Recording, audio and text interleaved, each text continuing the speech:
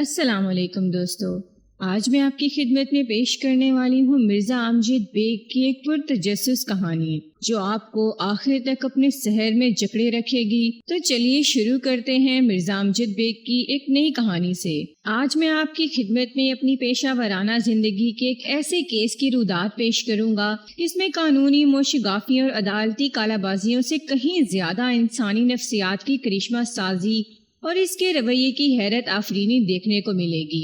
یہ میرے لیے ایک نہایت ہی ٹیڑھا کیس ثابت ہوا تھا جس نے اگر ایک جانب مجھے ناکوں چنے چبوائے تھے تو دوسری طرف دانتوں پسینہ لانے کا بھی موجب بنا تھا۔ بہرحال آپ کے لیے یہ بہت دلچسپ ثابت ہوگا۔ میرا تجربہ اور مشاہدہ تو یہی بتاتا ہے کہ انسان اگر کوئی سنگین قدم اٹھانے سے پہلے ٹھنڈے دل و دماغ سے اپنے ارادے پر غور و فکر کر لے تو اس کی زندگی کے 90% مسائل خود بخود حل ہو جاتے ہیں۔ تھانوں میں روزانہ جتنے کیس رجسٹر ہوتے ہیں اور بعد ازاں عدالتی کارروائی اور قانونی چارہ جوئی کی شکل اختیار کرتے ہیں، ان میں سے بیشتر کی بنیاد انسان کی جذباتیت، نامعقولیت اور جلد بازی ہی ہوتی ہے۔ فرق صرف اتنا ہے کہ بعض لوگ بعد میں اپنی اس اضطراری غلطی کو تسلیم کر لیتے ہیں اور بعض دوسروں کو الزام دینے کی روش پر کاربند رہتے ہیں۔ لہٰذا اس فرق سے البتہ کوئی فرق نہیں پڑتا۔ اس تمہید کے بعد میں اصل واقعے کی طرف آتا ہوں۔ ایک روز میں اپنے دفتر میں موجود تھا کہ 2 عورتیں مجھ سے ملاقات کے لیے آئیں۔ ان میں سے ایک ادھیڑ عمر اور دوسری جوان تھی۔ سج دھج اور تیاری کے حساب سے انہوں نے ایک دوسرے کے برعکس راہ اختیار کر رکھی تھی، یعنی جوان لڑکی اپنے لباس اور حلیے سے سادگی اپنائے ہوئے تھی، جبکہ ادھیڑ عمر عورت نے خود کو جوان بنانے اور ثابت کرنے میں کوئی کسر اٹھا نہیں رکھی تھی۔ بہرحال یہ تو اپنے اپنے رواج اور مزاج کی بات ہے۔ میں نے ان پر ایک اچٹتی سی نگاہ ڈالی، ان کے سلام کا جواب دیا اور اپنی میز کے آگے بچھی ہوئی ویٹرز چیئر کی جانب اشارہ کرتے ہوئے کہا، تشریف رکھیں۔ انہوں نے یکے بعد دیگرے تشریف رکھ دی۔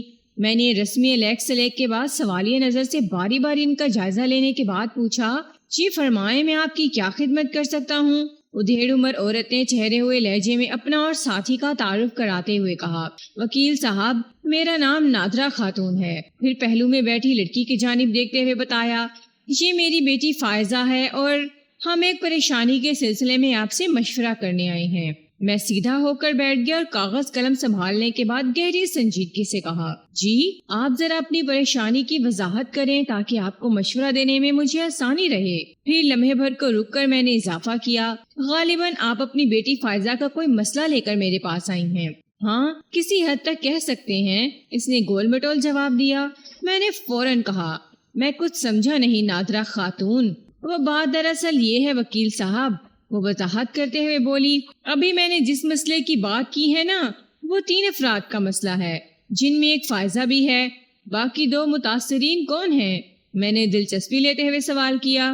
اس نے جواب دیا، دوسری میں ہوں اور تیسرا ہے میرا چھوٹا بیٹا عمران۔ ٹھیک ہے، میں نے رف پیڈ پر قلم گھسیٹتے ہوئے کہا، اب ذرا لگے ہاتھوں اس پریشانی یا مسئلے کا بھی تعارف کروا دیں جس نے آپ ماں بیٹی کو ایک وکیل سے مشورہ کرنے پر مجبور کر دیا ہے۔ اس بدبخت کا نام ہے یمنا۔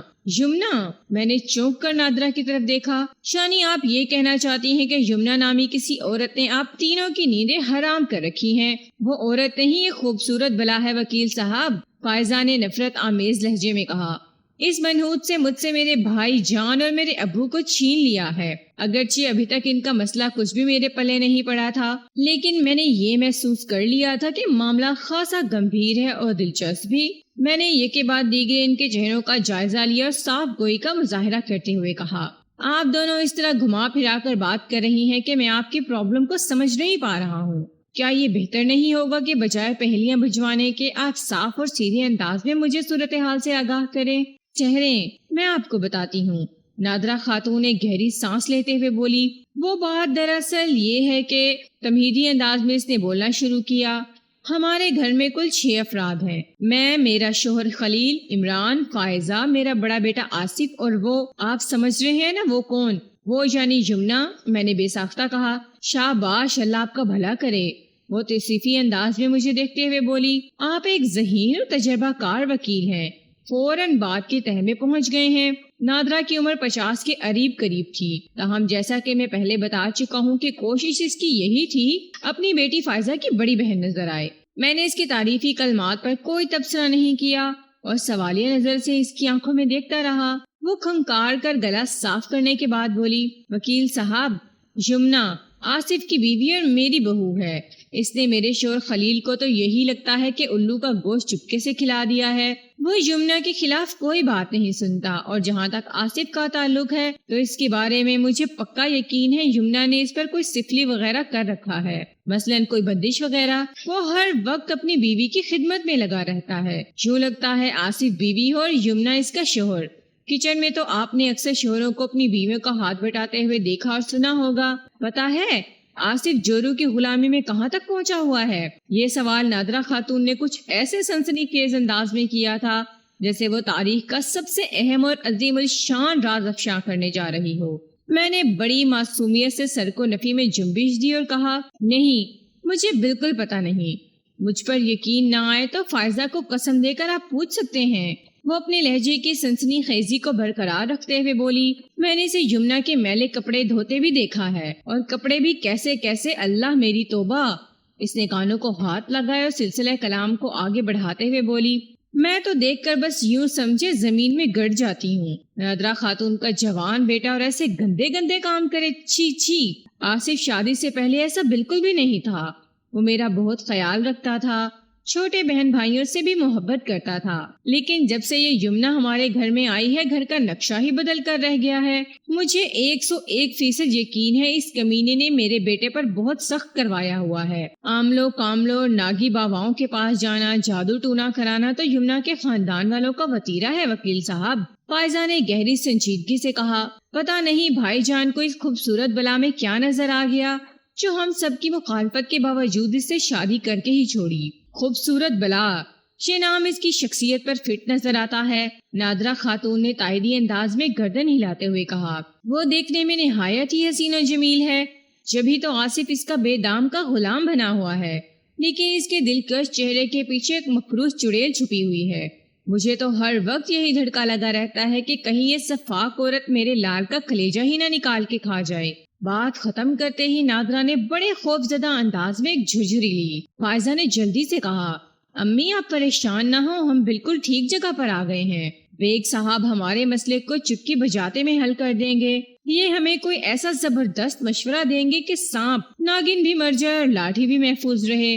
سلمہ نے ان کی بہت تعریف کی ہے۔ کون سلمہ؟ میں نے چونک کر فائزہ کی طرف دیکھا۔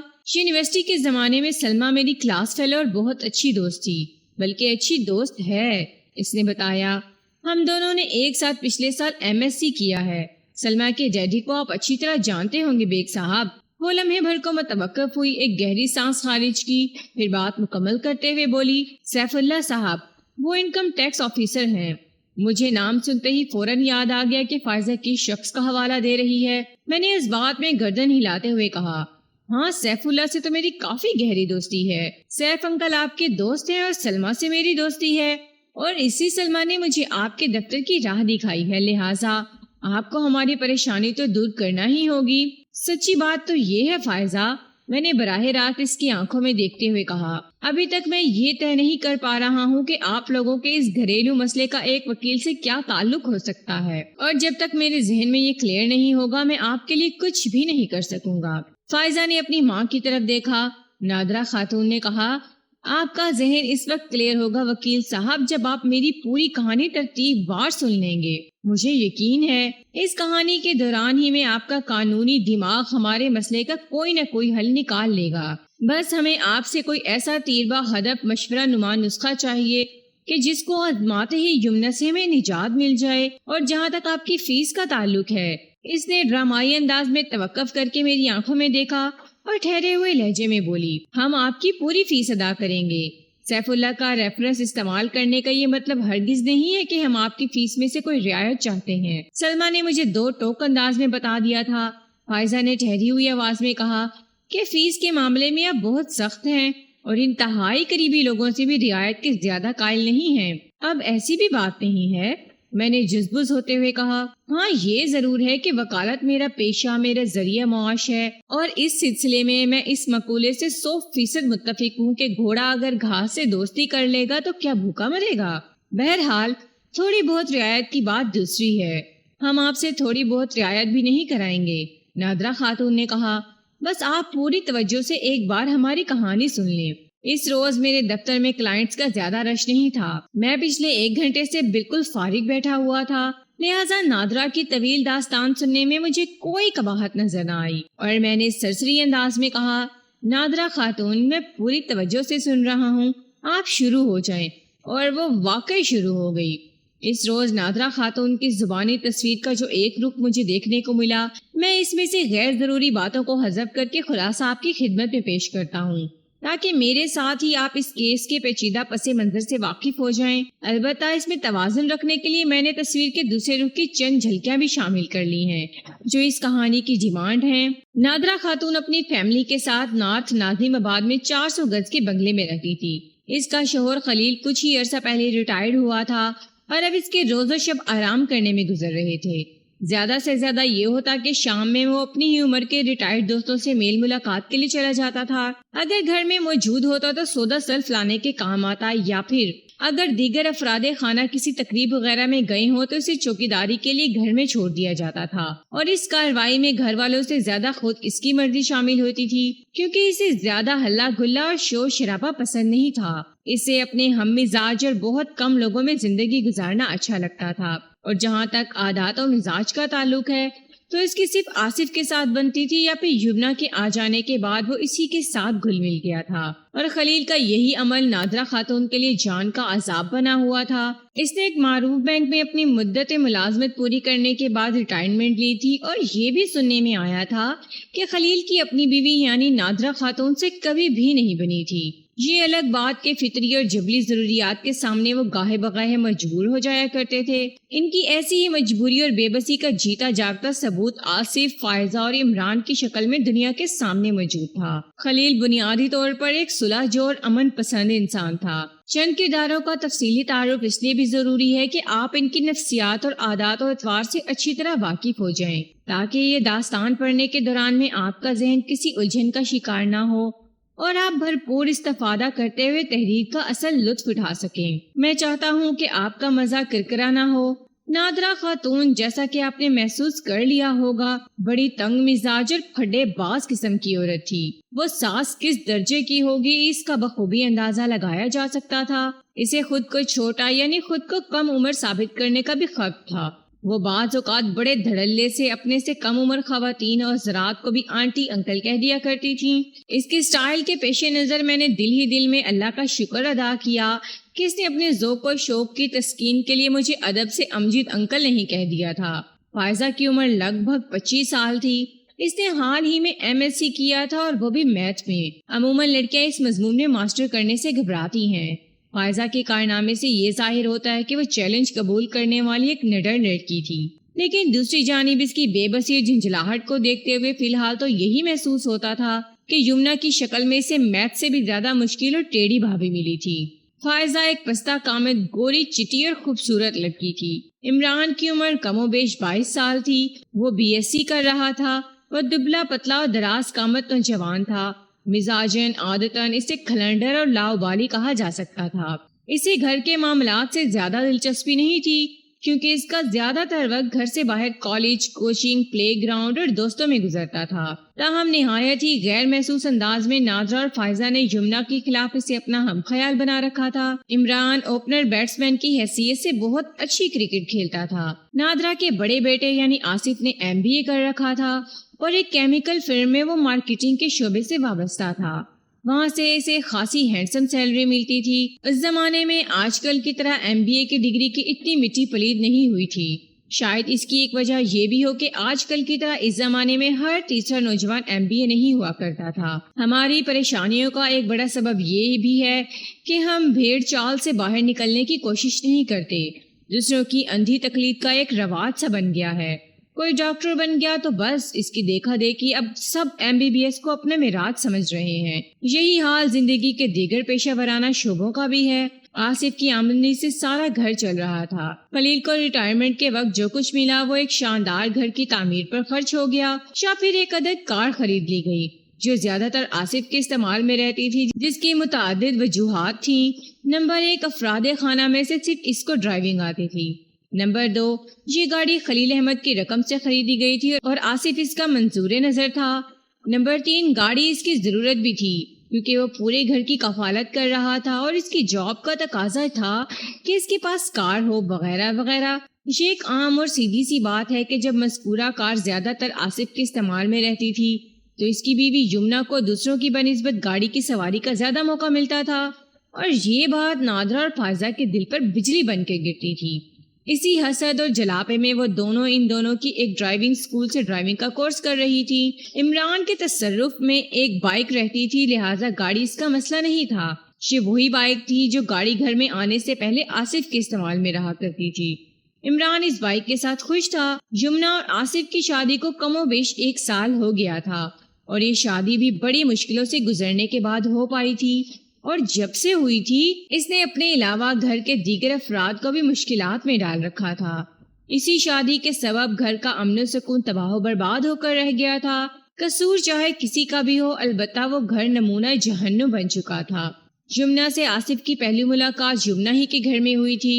یمنا اور فوزیہ صرف 2 بہنیں تھیں، اور فوزیہ یونیورسٹی میں آصف کی کلاس فیلو تھی۔ نہ صرف کلاس فیلو بلکہ ان کے درمیان سنجیدہ تعلقات بھی قائم ہو گئے تھے۔ وہ دونوں ایک دوسرے کو بڑی شدت سے چاہنے لگے تھے۔ چنانچہ آصف کبھی کبھی فوزیہ کے گھر بھی اس سے ملنے چلا جایا کرتا تھا۔ ان ملاقاتوں میں آصف کو اس لیے بھی بڑی آسانیاں میسر تھی کہ فوزیہ یمنا کی والدہ کا انتقال ہو چکا تھا، اور ان کا والد عبدالواحد زیادہ تر گھر سے باہر ہی رہتا تھا۔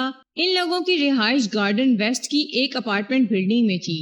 یہ ایک 3 کمروں کا کشادہ فلیٹ تھا۔ عبدالواحد کا واٹر ٹینکر کا بزنس تھا۔ وہ صبح کا گیا، رات ہی کو واپس لوٹتا۔ اس دوران میں فوزیہ اور یمنا کے سوا گھر میں کوئی اور فرد موجود نہیں ہوتا تھا۔ یمنا اپنی باجی اور اس کے محبوب یعنی آصف کی ملاقاتوں کے لیے اپنا بھرپور تعاون پیش کرتی تھی۔ اسی تعاون کے دوران بڑے غیر محسوس طور پر اسے آصف سے محبت ہو گئی، تاہم آصف کی چاہت کو اس نے ہمیشہ اپنے سینے میں چھپا کر رکھا تاکہ اس کی باجی کو برا نہ لگے۔ پھر جب فوزیہ کی شادی آصف سے ہو گئی تو یمنا کی محبت کو جیسے کسی کال کھوٹڑی میں سے نکل کر سر پر دوڑنے کا موقع مل گیا۔ فوزیہ کی شادی بھی بڑے ڈرامائی انداز میں ہوئی تھی۔ جیسا کہ میں نے بتایا ہے، عبدالواحد ایک کاروباری آدمی تھا، اور کاروباری آدمی عموماً کاروباری نظر سے ہی ہر معاملے کو دیکھا کرتے ہیں۔ اس کے تو وہم و گمان میں بھی نہیں تھا کہ اس کی بڑی صاحبزادی نہ صرف یہ کہ کسی نوجوان کے عشق میں مبتلا ہے، بلکہ چھوٹی صاحبزادی کے تعاون سے ان کی ملاقاتیں بھی جاری ہیں۔ عبدالواحد کو اپنی سوجھ بوجھ کے مطابق عاصم کی شکل میں ایک اچھا رشتہ نظر آیا، اور اس نے فوزیہ کی شادی کی تیاریاں شروع کر دیں۔ اتفاق سے ان دنوں فوزیہ اور آصف میں شدید قسم کا جھگڑا چل رہا تھا۔ وجہ اس تنازع کی کیا تھی یمنا بھی نہیں جانتی تھی۔ فوزیہ نے بڑے واضح الفاظ میں یمنا کو باور کرا دیا تھا کہ وہ آصف سے ہر تعلق توڑ چکی ہے، لہٰذا وہ بھی نہ تو آصف سے رابطہ کرے اور نہ ہی اسے فوزیہ اور آصف کی شادی کے بارے میں بتائے۔ یمنا نے اپنی باجی کی بات ماننے کا وعدہ کر لیا۔ یمنا اپنے طور پر محسوس کرتی تھی کہ اس سارے معاملے میں آصف کے ساتھ زیادتی ہو رہی ہے۔ شاید اس کی یہ سوچ اس وجہ سے ہو کہ وہ آصف کے لیے اپنے دل میں نرم گوشہ رکھتی تھی۔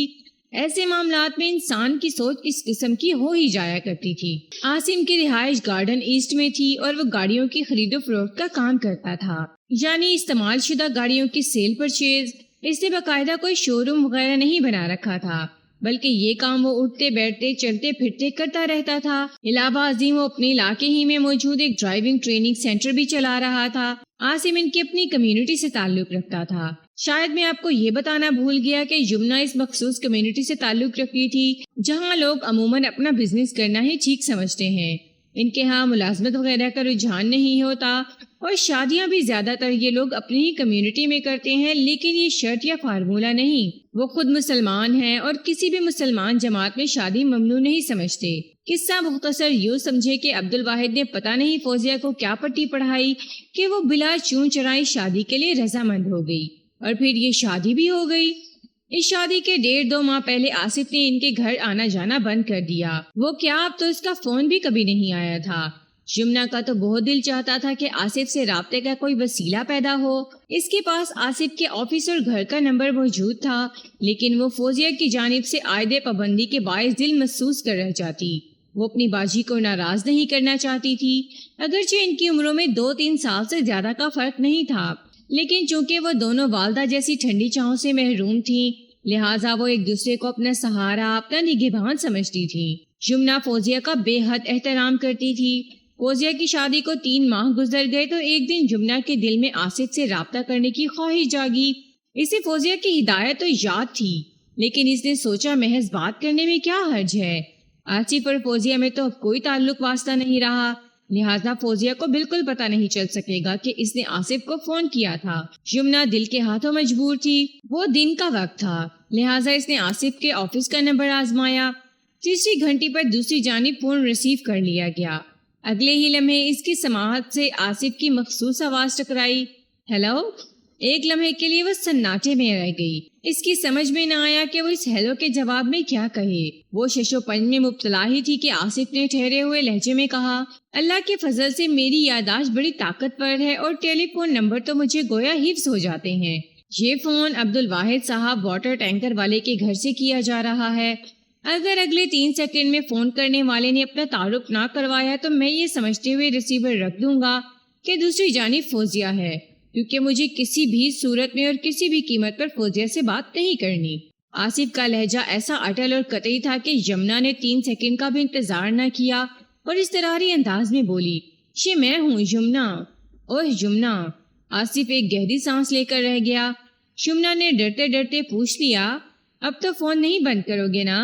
نہیں، وہ متعاملانہ انداز میں بولا، پھر پوچھا، کہو یمنا کیسے فون کیا؟ اتنے عرصے بعد میری یاد کیسے آ گئی؟ اس کے من میں تو آئی کہ کہہ دے، آصف تمہاری یاد دل سے گئی کب تھی؟ لیکن وہ اپنی زبان سے ان الفاظ کو ادا نہ کر سکی اور سرسری انداز میں بولی، بس ایسے ہی، کیا تمہیں اچھا نہیں لگا؟ یہ بات نہیں، وہ جزبز ہوتے ہوئے بولا، پھر کیا بات ہے؟ وہ ہمت کر کے بولی، دراصل وہ ہچکچاہٹ آمیز انداز میں وضاحت کرتے ہوئے بولا، جس گھر سے تعلق ختم ہو گیا وہاں سے کوئی فون کرے تو بڑا عجیب سا لگتا ہے، بالکل ناقابل یقین۔ تو اس کا یہ مطلب ہوا کہ تمہارا تعلق باجی کے علاوہ پورے گھر سے ہی تھا؟ یمنا نے مضبوط لہجے میں پوچھا، اور تمہارا جھگڑا بھی صرف باجی سے نہیں پورے گھر سے ہوا؟ تم کبھی کبھی بہت مشکل باتیں کرنے لگتی ہو، وہ الجھن زدہ انداز میں بولا، جھگڑا تو صرف تمہاری باجی سے ہوا تھا، اور وہ بھی ایسا کہ میں ساری زندگی اس کی شکل نہیں دیکھوں گا۔ تمہیں پتا ہے باجی کی شادی ہو گئی ہے۔ یمنا نے اپنی دانش میں بہت بڑا انکشاف کیا تھا۔ آصف کے جواب نے اسے ٹھنڈا کر دیا۔ ہاں مجھے پتا ہے، وہ ٹھہرے ہوئے لہجے میں بولا، اس کی شادی کب، کہاں اور کس کے ساتھ ہوئی ہے مجھے ایک ایک تفصیل معلوم ہے، اور یہ بھی کہ اس کا اپنے شوہر عاصم سے پہلا باقاعدہ پھڈا بھی ہو چکا ہے۔ چند دن پہلے جب وہ ناراض ہو کر واپس آ گئی تھی، اوہ تم نے باجی پر کتنی گہری نظر رکھی ہوئی ہے، وہ حیرت بھرے لہجے میں بولی، مجھے یقین نہیں آ رہا۔ کس بات کا یقین نہیں آ رہا؟ آصف نے چپتے ہوئے لہجے میں پوچھا، اس بات کا کہ فوزیہ کا اپنے شوہر سے جھگڑا نہیں ہوا، یا اس بات کا کہ میں نے فوزیہ پر گہری نظر رکھی ہوئی ہے؟ یہ بات تو بالکل ٹھیک ہے کہ ان دونوں میں شدید قسم کا جھگڑا ہوا ہے، وہ معتدل انداز میں بولی، مجھے حیرت تمہاری معلومات پر ہے۔ تم لوگوں نے تو ایک دوسرے سے تعلقات ختم کر لیے تھے نا؟ تعلقات تو ختم ہی ہیں جو کبھی بحال نہیں ہو سکتے۔ وہ ایک گہری سانس خارج کرتے ہوئے بولا، فوزیہ نے جو مجھے زخم دیا ہے وہ اتنی آسانی سے بھرنے والا نہیں۔ بہرحال، وہ ایک لمحے کے توقف کے بعد اضافہ کرتے ہوئے بولا، میں صرف دوستوں پر ہی نہیں دشمنوں پر بھی گہری نظر رکھتا ہوں۔ زخم دینے والی بات نے یمنا کو بری طرح چونکا دیا تھا۔ وہ فوزیہ کے ایسے کسی عمل سے واقف نہیں تھی جسے آصف کے لیے زخم دینے والا کہا جا سکے۔ اس انکشاف نے اس کے رگ و پے میں تشویش دوڑا دی۔ اس کا جی چاہا کہ وہ آصف سے مزید باتیں کرے۔ کیا میں مزید چند منٹ تم سے بات کر سکتی ہوں؟ یمنا نے آصف سے پوچھا، تم بہت زیادہ مصروف تو نہیں ہو نا؟ نہیں، میں اس وقت بالکل فری ہوں، وہ صاف گوئی کا مظاہرہ کرتے ہوئے بولا، تم سے باتیں ہو سکتی ہیں، صرف یہ خیال رہے کہ وہ باتیں میرے زخموں پر نمک کا کردار ادا نہ کریں۔ نہیں، ایسا ہرگز نہیں ہوگا، یمنا نے بڑے وثوق سے کہا۔ آصف، یقین کرو مجھے بالکل معلوم نہیں کہ تم دونوں کے بیچ بگاڑ کا سبب کیا تھا۔ میں صرف اپنا ذہن صاف کرنا چاہتی ہوں۔ بتاؤ وہ کون سا سنگین معاملہ تھا جس نے تم دونوں کے دل میں ایک دوسرے کے لیے اتنی شدید نفرت بھر دی تھی؟ کیا تم واقعی کچھ نہیں جانتی ہو؟ آصف نے متعاملانہ لہجے میں پوچھا۔ بالکل نہیں، وہ قطعیت سے بولی، چاہو تو قسم لے لو۔ قسم کی ضرورت نہیں، وہ جلدی سے بولا، اگر واقعی تم کچھ نہیں جانتی ہو تو تمہیں ضرور جاننا چاہیے۔ میرے خیال میں تمہیں حقیقت کا علم ہونا چاہیے۔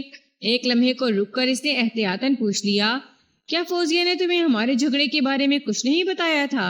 بالکل بھی نہیں، وہ مضبوط لہجے میں بولی، اس نے صرف اتنا کہا تھا کہ آصف سے اب اس کا کوئی تعلق نہیں، اور یہ کہ میں بھی کبھی آصف یعنی تم سے رابطہ کرنے کی کوشش نہ کروں۔ تو گویا تم مجھے فون کر کے اپنے باجی کی حکم عدولی کر رہی ہو۔ اب جو بھی ہو، وہ سرسری انداز میں بولی، تو مجھے کسی ایسے واقعے کے بارے میں بتانے والے تھے جو تم دونوں کے جھگڑے کا سبب بنا تھا۔ آج کل انکل واحد کتنے بجے گھر آ رہے ہیں؟ آصف نے گہری سنجیدگی سے پوچھا۔ وہ اس غیر متوقع سوال پر چونک اٹھی۔ بے ساختہ اس کی زبان سے نکلا، کیوں تم یہ بات کس لیے پوچھ رہے ہو؟ بس ایسے ہی، وہ بات کو گول کرتے ہوئے بولا۔ وہ 8 بجے کے بعد، وہ سوچ میں ڈوبے ہوئے لہجے میں بولا، اور اس وقت ابھی 3 بجے ہیں۔ اس کا مطلب ہے ابھی انکل واحد کے آنے میں اچھا خاصا وقت پڑا ہے۔ وہ لمحے بھر کے لیے متوقف ہوا، پھر ایک گہری سانس لیتے ہوئے بولا، کیا آج کل فوزیہ تو رہنے کے لیے نہیں آئی ہوئی؟ نہیں، وہ جلدی سے بولی، پھر پوچھا، آصف تم اتنے پراسرار انداز میں سوالات کیوں کر رہے ہو؟ خیریت تو ہے نا؟ بالکل خیریت ہے، وہ بڑی رسان سے بولا۔ تم ایک اچھی لڑکی ہو یمنا۔ میں ایک اچھی لڑکی ہوں، بھولجن زدہ انداز میں بولی۔ پھر یہ کہ میں تم سے ملنا چاہتا ہوں آج ہی، وہ وضاحت کرتے ہوئے بولا۔ تم گھر سے تھوڑی دیر کے لیے نکل سکتی ہو یا میں گھر پر آ جاؤں؟ میں کسی وقت بھی آفس سے اٹھ سکتا ہوں۔ وہ ششو پنج میں پڑ گئی۔ فوری طور پر اس کی سمجھ میں نہ آیا کہ کیا جواب دے۔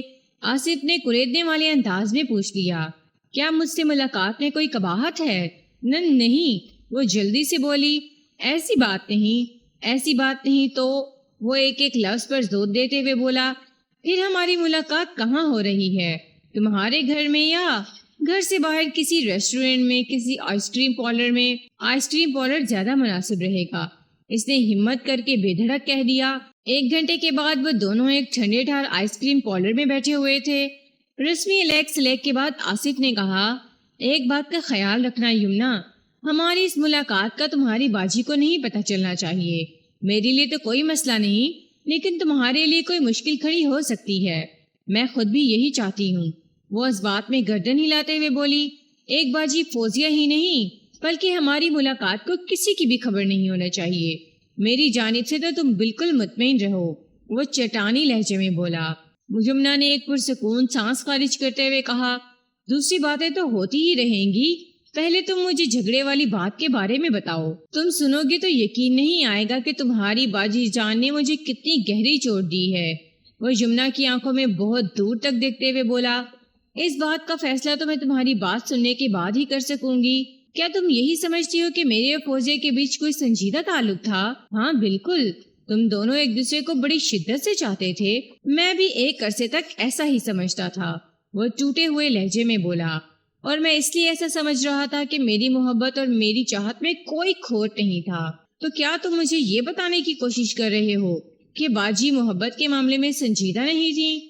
وہ آصف کو عجیب سی نظر سے دیکھتے ہوئے بولی۔ ہاں یہی حقیقت ہے، وہ ٹھوس انداز میں بولا۔ پتہ نہیں تم کیا کہہ رہے ہو؟ یمنا کی الجھن میں اضافہ ہو گیا۔ میری تو سمجھ میں کچھ نہیں آ رہا آصف، سچی بات تو یہ ہے کہ مجھ سے محبت نہیں بلکہ کھلواڑ کر رہی تھی، وہ گہری سنجیدگی سے بولا۔ میں جسے محبت سمجھ رہا تھا وہ فوزیہ کی نظر میں ایک ڈرامائی کھیل تھا، شرط جیتنے کی کوشش۔ شرط؟ کیسی شرط؟ یمنا کی الجھن میں حیرت بھی شامل ہو گئی۔ فوزیہ نے سرمد سے شرط لگا رکھی تھی کہ وہ مجھے الو بنا کر دکھا سکتی ہے۔ آصف نے گمبھیر لہجے میں بتایا، سرمد یعنی میرا کلاس فیلو، وہ مجھے ایک نظر نہیں بھاتا تھا، عجیب چوری اور کمینی حرکتیں تھی اس کی۔ ہم دونوں میں اکثر بحث و تکرار ہوتی رہتی تھی، میں اس کے بارے میں اچھی رائے نہیں رکھتا تھا اور اکثر و بیشتر اپنی رائے کا اظہار بھی کرتا رہتا تھا، لہٰذا سرمد نے مجھے اذیت پہنچانے کے لیے فوزیہ کو استعمال کیا۔ وہ مجھ سے محبت کا ناٹک کرتی رہی اور میں اس کی ہر ادا کو محبت سمجھتا رہا، اور یہی میری بے وقوفی تھی۔ افسوس، میں محبت کی بازی ہار گیا یمنا، اور یہ سب کچھ تمہاری بازی فوزیہ کا کیا دھرا ہے۔ اب تم ہی بتاؤ، وہ سانس درست کرنے کے لیے متوقف ہوا، پھر اضافہ کرتے ہوئے بولا، بتاؤ فوزیہ کے اس کردار کے بعد میں اس سے نفرت کے سوا اور کیا کر سکتا ہوں؟ آصف، تم نے جو کہانی سنائی ہے وہ واقعی بڑی افسوسناک ہے، یمنا نے ٹھہرے ہوئے لہجے میں کہا، لیکن کیا تم نے اس امر کی تصدیق کر لی تھی کہ اس سارے کھیل میں باجی قصوروار ہیں؟ وہ سرمد کے ساتھ مل کر تمہیں بیوقوف بنا رہی تھی۔ ہمارے تعلقات کے اختتام پر جب ایک روز سرمد نے مجھے فون کر کے حقیقت حالات سے آگاہ کیا تو مجھے یقین نہیں آیا۔ میں نے یہی سوچا کہ وہ میرا بدخواہ ہے، لہٰذا یہ اس کی چال بھی ہو سکتی ہے۔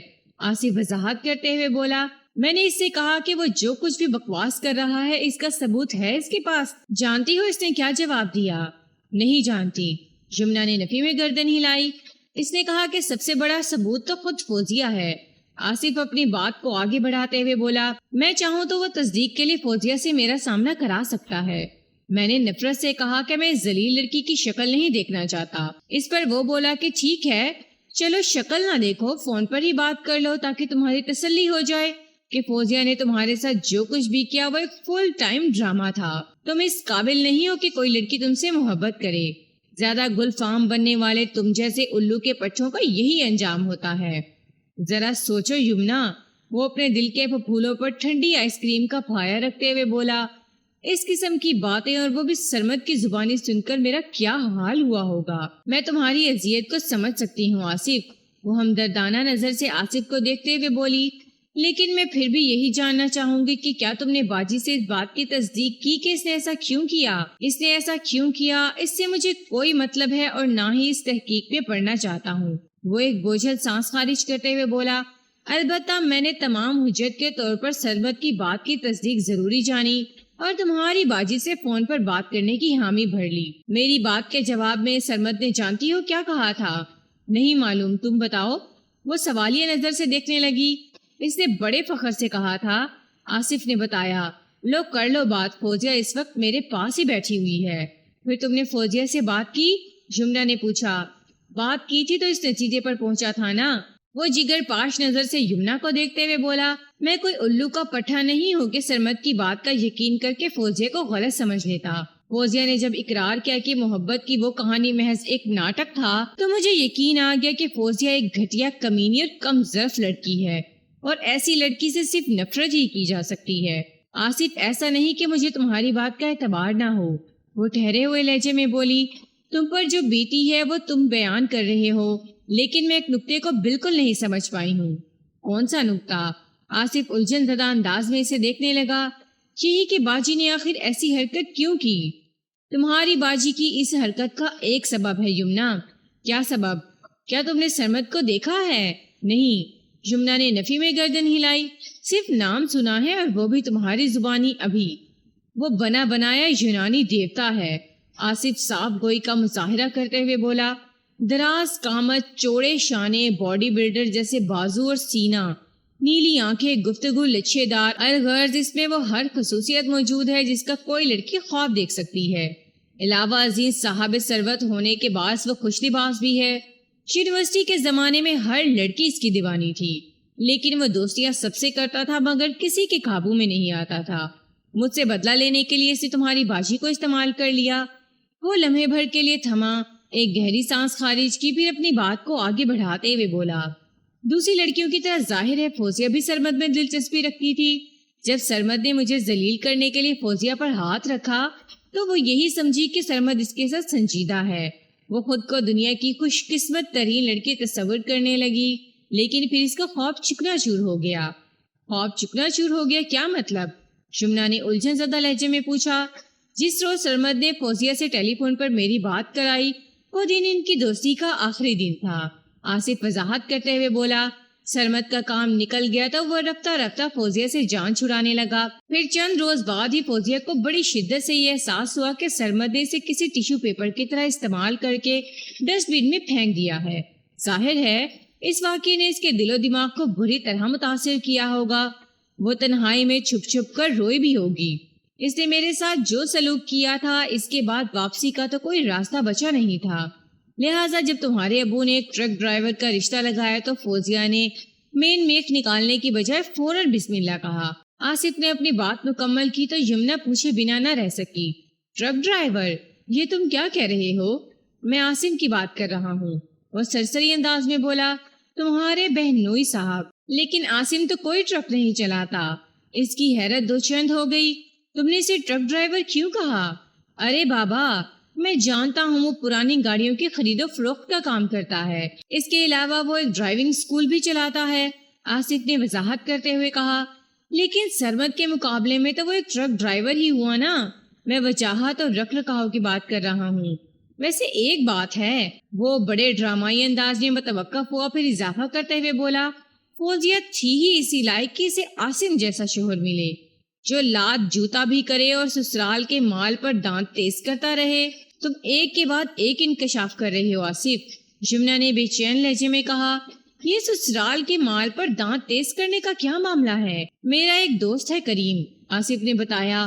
وہ بھی تم لوگوں کی کمیونٹی سے تعلق رکھتا ہے. میں نے کریم کے ذریعے عاصم کے بارے میں مکمل معلومات حاصل کی ہیں. کریم کے مطابق عاصم ایک لالچی چال باز قسم کا شخص ہے اور سامنے والے کو اپنے شیشے میں اتارنا تو اس کے بائیں ہاتھ کا کھیل ہے. تمہارے ابو چونکہ اس پر انتہا اعتماد کرتے ہیں، لہٰذا مجھے ڈر ہے کہ اندھیرے میں رہ کر کوئی بڑا دھوکہ نہ کھا لیں. یہ بات تو میرے تجربے میں بھی آ چکی ہے کہ عاصم خود غرض اور لالچی ہے. وہ اجڑ اور جنگلی بھی ہے. باجی کے ساتھ وہ بعض اوقات جانوروں سے بھی بدتر سلوک کرتا ہے. لیکن وہ لمحے بھر کے لیے متوقف ہوئی، پھر متذبذب لہجے میں بولی، وہ ابو کو کون سا نقصان پہنچانے والا ہے؟ یہ بات سمجھ میں نہیں آ رہی.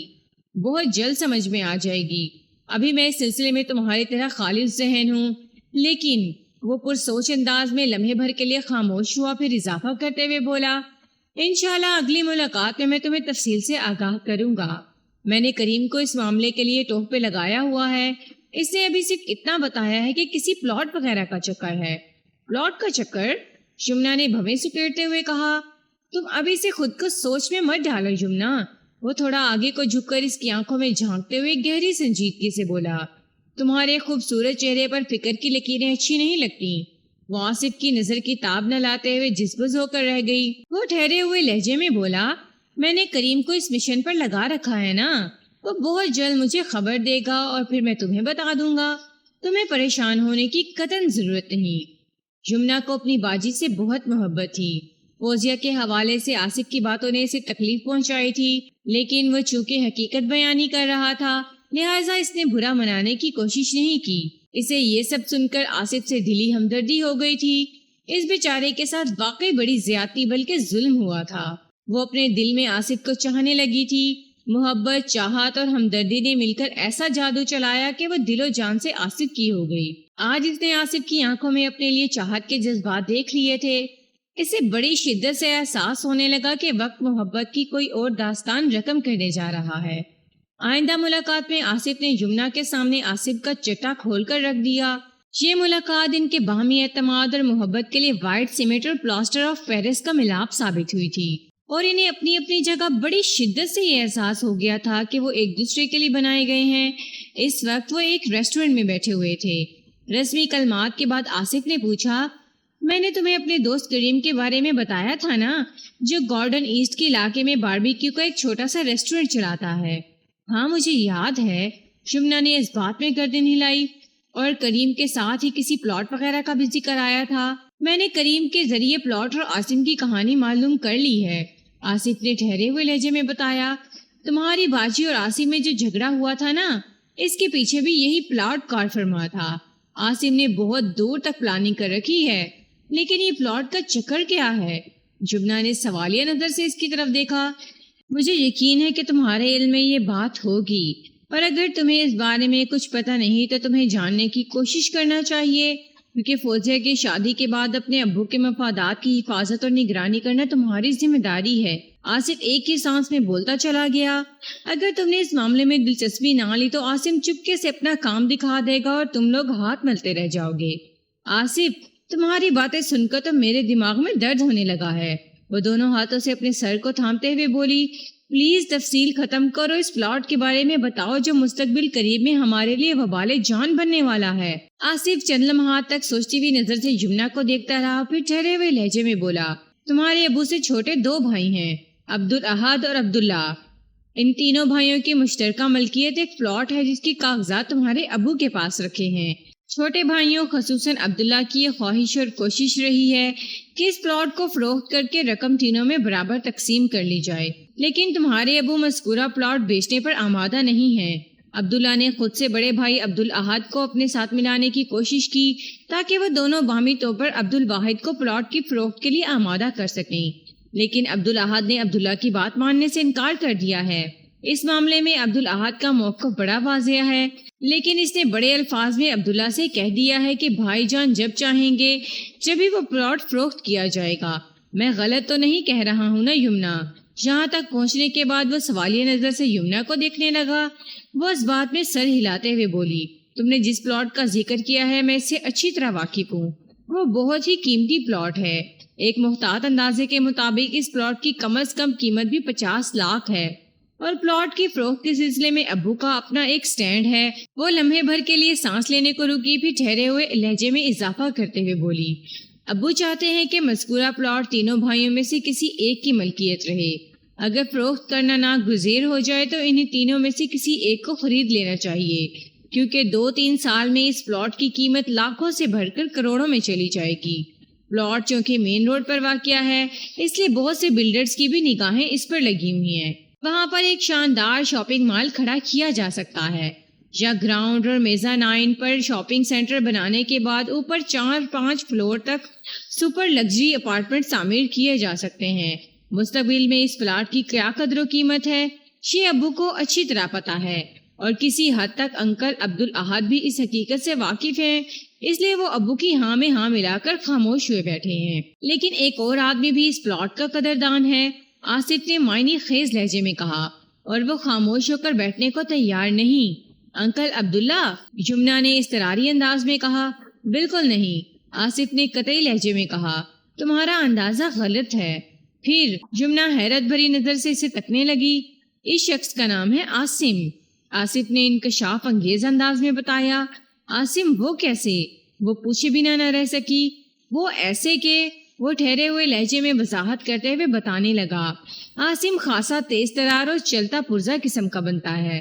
گاڑیوں کی سیل پرچیز ہماشما کے ایک بس کا کھیل تو ہے نہیں۔ یہ تو تمہیں بھی اندازہ ہو گیا ہوگا کہ وہ کس قدر کائیں اور شاطر دماغ ہے۔ آصف نے لمحات ہی توقف کر کے سوالیہ نظر سے یمنا کو دیکھا۔ وہ اس بات میں گردن ہلاتے ہوئے بولی، ہاں بخوبی اندازہ ہے مجھے۔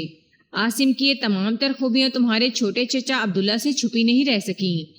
آصف نے اپنی بات کو آگے بڑھاتے ہوئے کہا، کیونکہ عبداللہ انکل خود بھی کچھ کم چالاک نہیں ہے۔ عبداللہ نے وقت ضائع کیے بغیر عاصم سے گٹھ جوڑ کر لیا اور اسے یہ پٹی پڑھائی کہ وہ فوزیہ کو استعمال کر کے کسی طرح اس قیمتی پلاٹ کے کاغذات والی فائل حاصل کر لے۔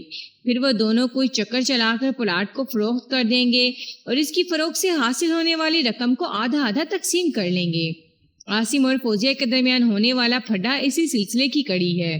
عاصم نے عبداللہ انکل سے تعاون کی حامی بھر لی، لیکن عبداللہ انکل کو یہ نہیں معلوم کہ بقول شخص عاصم اس قسم کے کاموں میں ان کا بھی باپ ہے۔ وہ چند لمحات کے لیے متوقف ہوا، ایک گہری سانس خارج کی اور سلسلہ کلام کو جاری رکھتے ہوئے بولا، عاصم عبداللہ انکل پر یہی ظاہر کر رہا ہے کہ وہ فوزیہ کے ذریعے مذکورہ فائل حاصل کرنے کی تگودوں میں لگا ہوا ہے، اور یہ حقیقت بھی ہے، لیکن در پردہ اس نے کوئی اور ہی منصوبہ بنا رکھا ہے۔ کیسا منصوبہ؟ یمنا نے بے ساختہ پوچھ دیا۔ عاصم کا بزنس کچھ اس نوعیت کا ہے کہ اسے ڈاکومنٹیشن وغیرہ سے واسطہ پڑتا رہتا ہے۔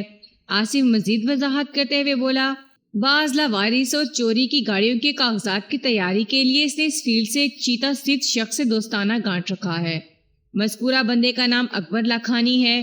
نقل بمطابق اصل نوعیت کے دستخط اور دیگر دستاویزات تیار کرنا اور کرانا اکبر لاکھانی کے لیے بچوں کی کھیل کی حیثیت رکھتا ہے، اور عاصم نے اسی اکبر سے پلاٹ کے کاغذات کے بارے میں بات کی ہے۔ اکبر نے اس سے کہا ہے کہ وہ فائل اڑا لائے، باقی کے سارے کام اس پر چھوڑ دے۔ تینوں بھائیوں کے دستخط، پاور آف اٹارنی اور دیگر ہر قسم کے قانونی تقاضوں سے وہ خود نمٹ لے گا۔ وہ اس قسم کی ہیرا پھیری والی جائیداد کی خرید و فروخت کا ماہر ہے۔ اس پلاٹ کی فروخت سے جو رقم حاصل ہوگی وہ اسے برابر بانٹ لیں گے۔ او مائی گاڈ!